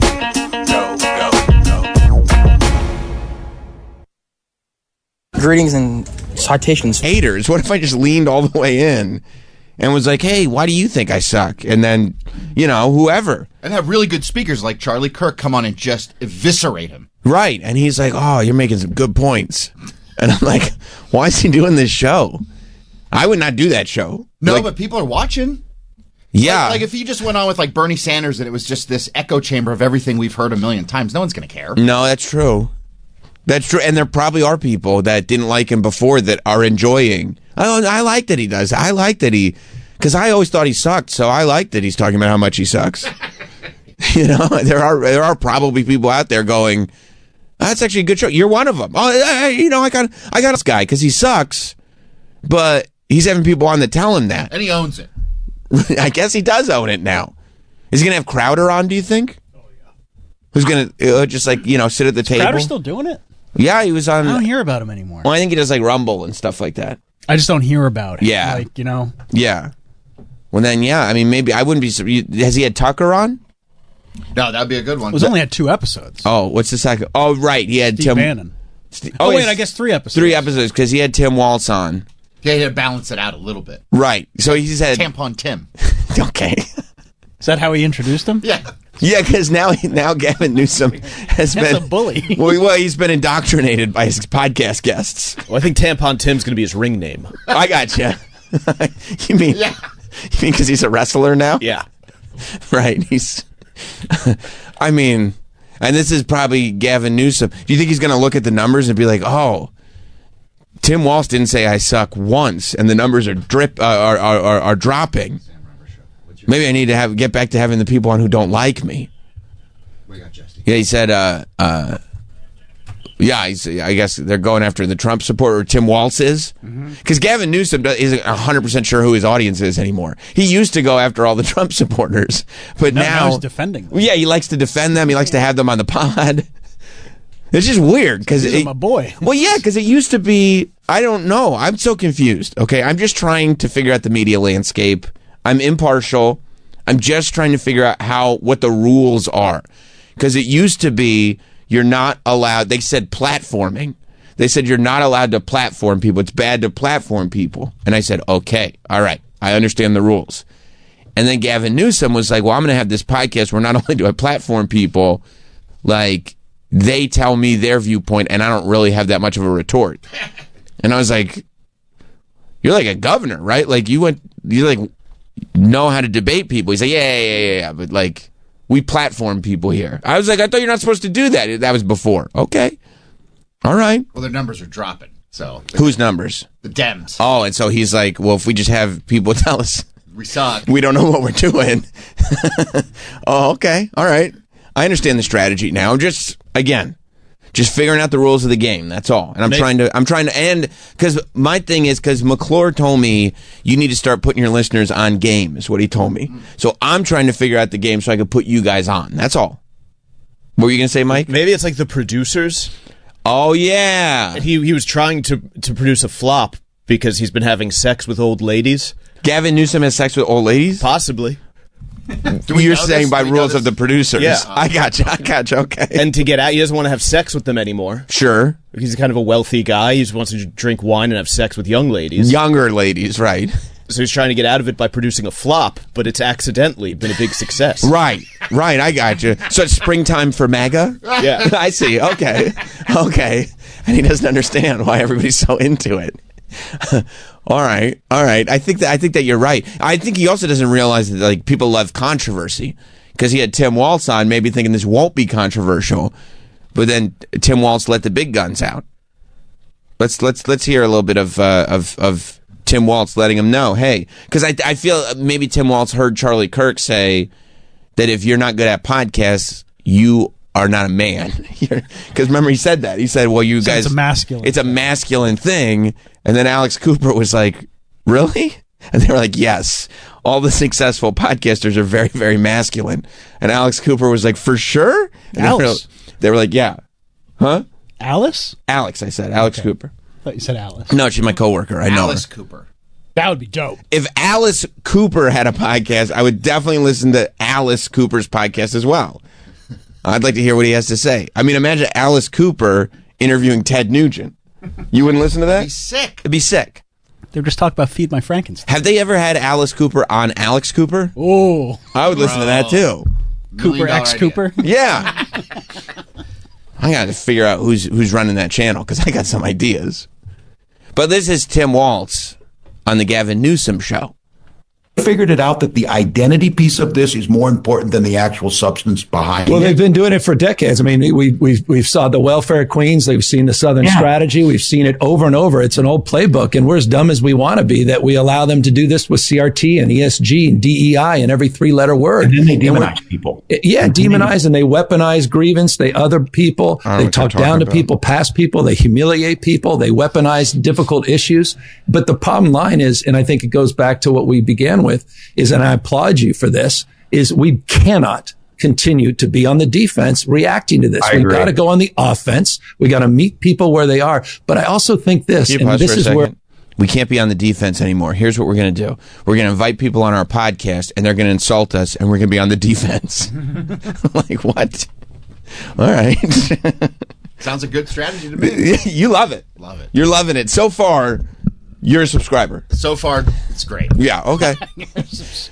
Troy's a subscriber. And Troy doesn't do podcasts because Troy's out of that age bracket. Troy is still in the sort of like... Troy's pissed that they don't send him the TV Guide magazine anymore because he doesn't know when anything's on. Like, how are you supposed to know, right? I don't know. He's complaining to his poor fiance. I missed it. I don't know when anything's on. They don't send the magazine anymore. I gotta find Tampon Tim. Where is he? Yeah, on the internet. What? A show on the internet? Where This is part of the conversation I'm trying to have is you got to respect people you disagree with, and you can't just dismiss people. This How do you notion fight it? This I notion think of I could kick most of their ass. I do want to. I know I can run them, but I don't know if we're going to fall into that place where we want to. Okay, we challenge you to a WWE fight here type of thing. Yes, let's do it. Let's do it. I want to see it. Yes, you said it, Tim. Please follow through. That's how I would always. That's when I was in school. When the bullies would come over, I go like, "I'd like to challenge you to a WWE fight." They're like, "What?" And I'm like, "Yeah, entrances." You mean like on Nintendo 64? Yeah. You come over, me and you, WrestleMania 2000, right now.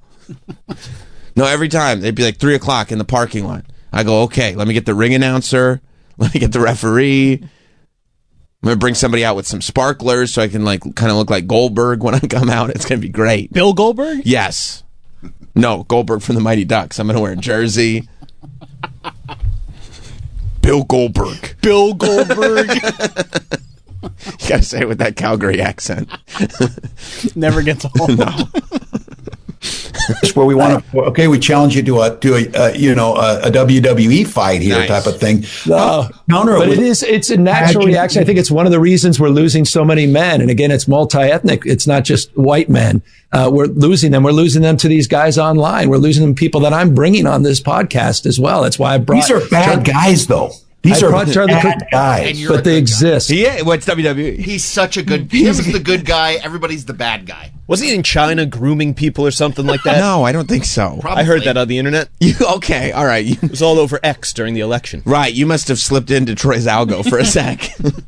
No, I don't think that. I think that turned out to be false. It was reported. I remember it being reported. I think it was also reported to not have been an actual thing. But I don't. Who's to say?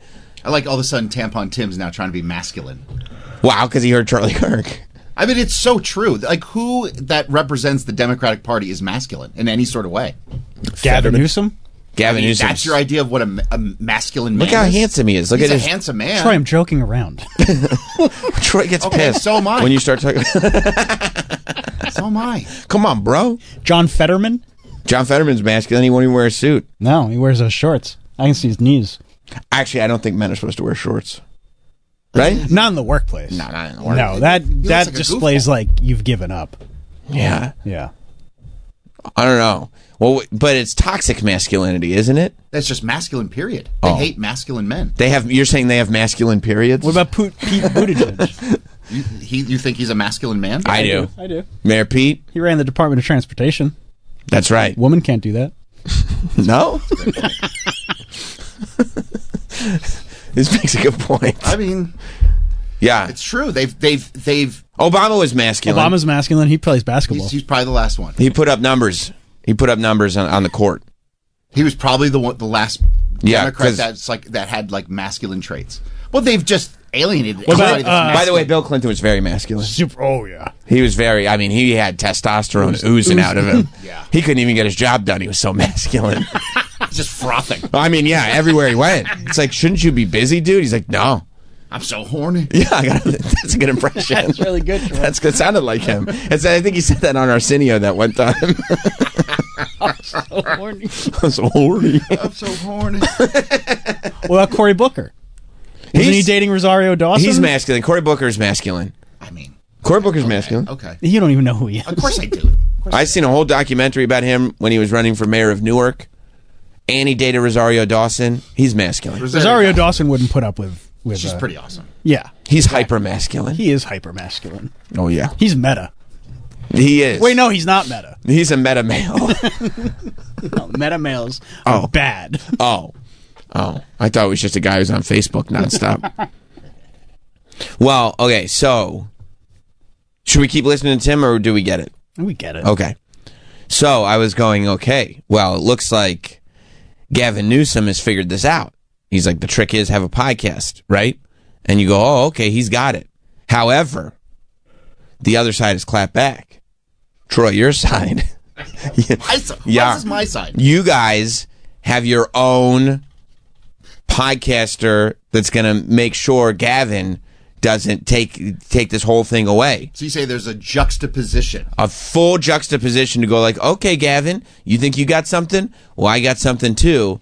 Troy, your guy, Ted Cruz. Lion Ted. Has dropped the Ted Cruz show. Are we listening to Ted Cruz podcast? Because if anyone should have a podcast, I was sitting there, right? What's it called? Cruisin'? It's called Cruising for a Bruisin', and it's a debate. It's The Verdict. It really is a debate. The Verdict. What verdict? Verdict with Ted Cruz. Verdict with Ted Cruz. Podcast, in case anybody gets confused. Yeah. This is not some internet show. Even though, like, this video, they put a chyron on it so it looks like a cable show. It doesn't look like they made it look like a television show. Why are you doing that? Just make it. At least Gavin makes it look like a podcast, right? Have you seen his logo? It looks like scratchy lettering. It's like, we don't care. We're just doing a podcast. I'm just going to write my name wrong. I'm writing my name here on the podcast because it's a podcast. Too much of a man to write. Right. Whereas Ted Cruz is like, can we get some of the interns from Fox to make us a chyron? Chyron? Is Cheyenne available? Yeah. Yeah, I've got some ideas, Ted. I have experience in legacy media. Yeah, so your guy Ted Cruz, Troy, has his own podcast that's coming out. Everybody need a podcast? Yes, of course they do. Everybody. If you don't have a podcast, you ain't shit. So I ain't shit? You ain't shit. Fuck. Write that down, Danielle, when they said, what did you learn at your internship? If you ain't got a podcast, you ain't shit. Noted. Right. Yes. And when you hear Ted Cruz give speeches and stuff, I was sitting there for years. Why didn't this guy have his own podcast? This stuff is gold. Remember when he was like explaining why he went to Cancun instead of taking care of his state when there were power outages all over the place? Yeah, I remember that. And when he was explaining it, I go, man, this would fit so well on a podcast this format. Would be a great podcast. I would listen to this on a podcast. I don't know if I'm going to listen to this speech, but if you could get this on my phone as a podcast, I would listen to this for sure. And yeah, I guess Ted, I don't know if this is the first episode or if this has been around for a while, if I'm telling you the truth. I don't know how long The Verdict with Ted Cruz has been around. And I mean, I'm in the podcast space. I'm in the satellite radio space.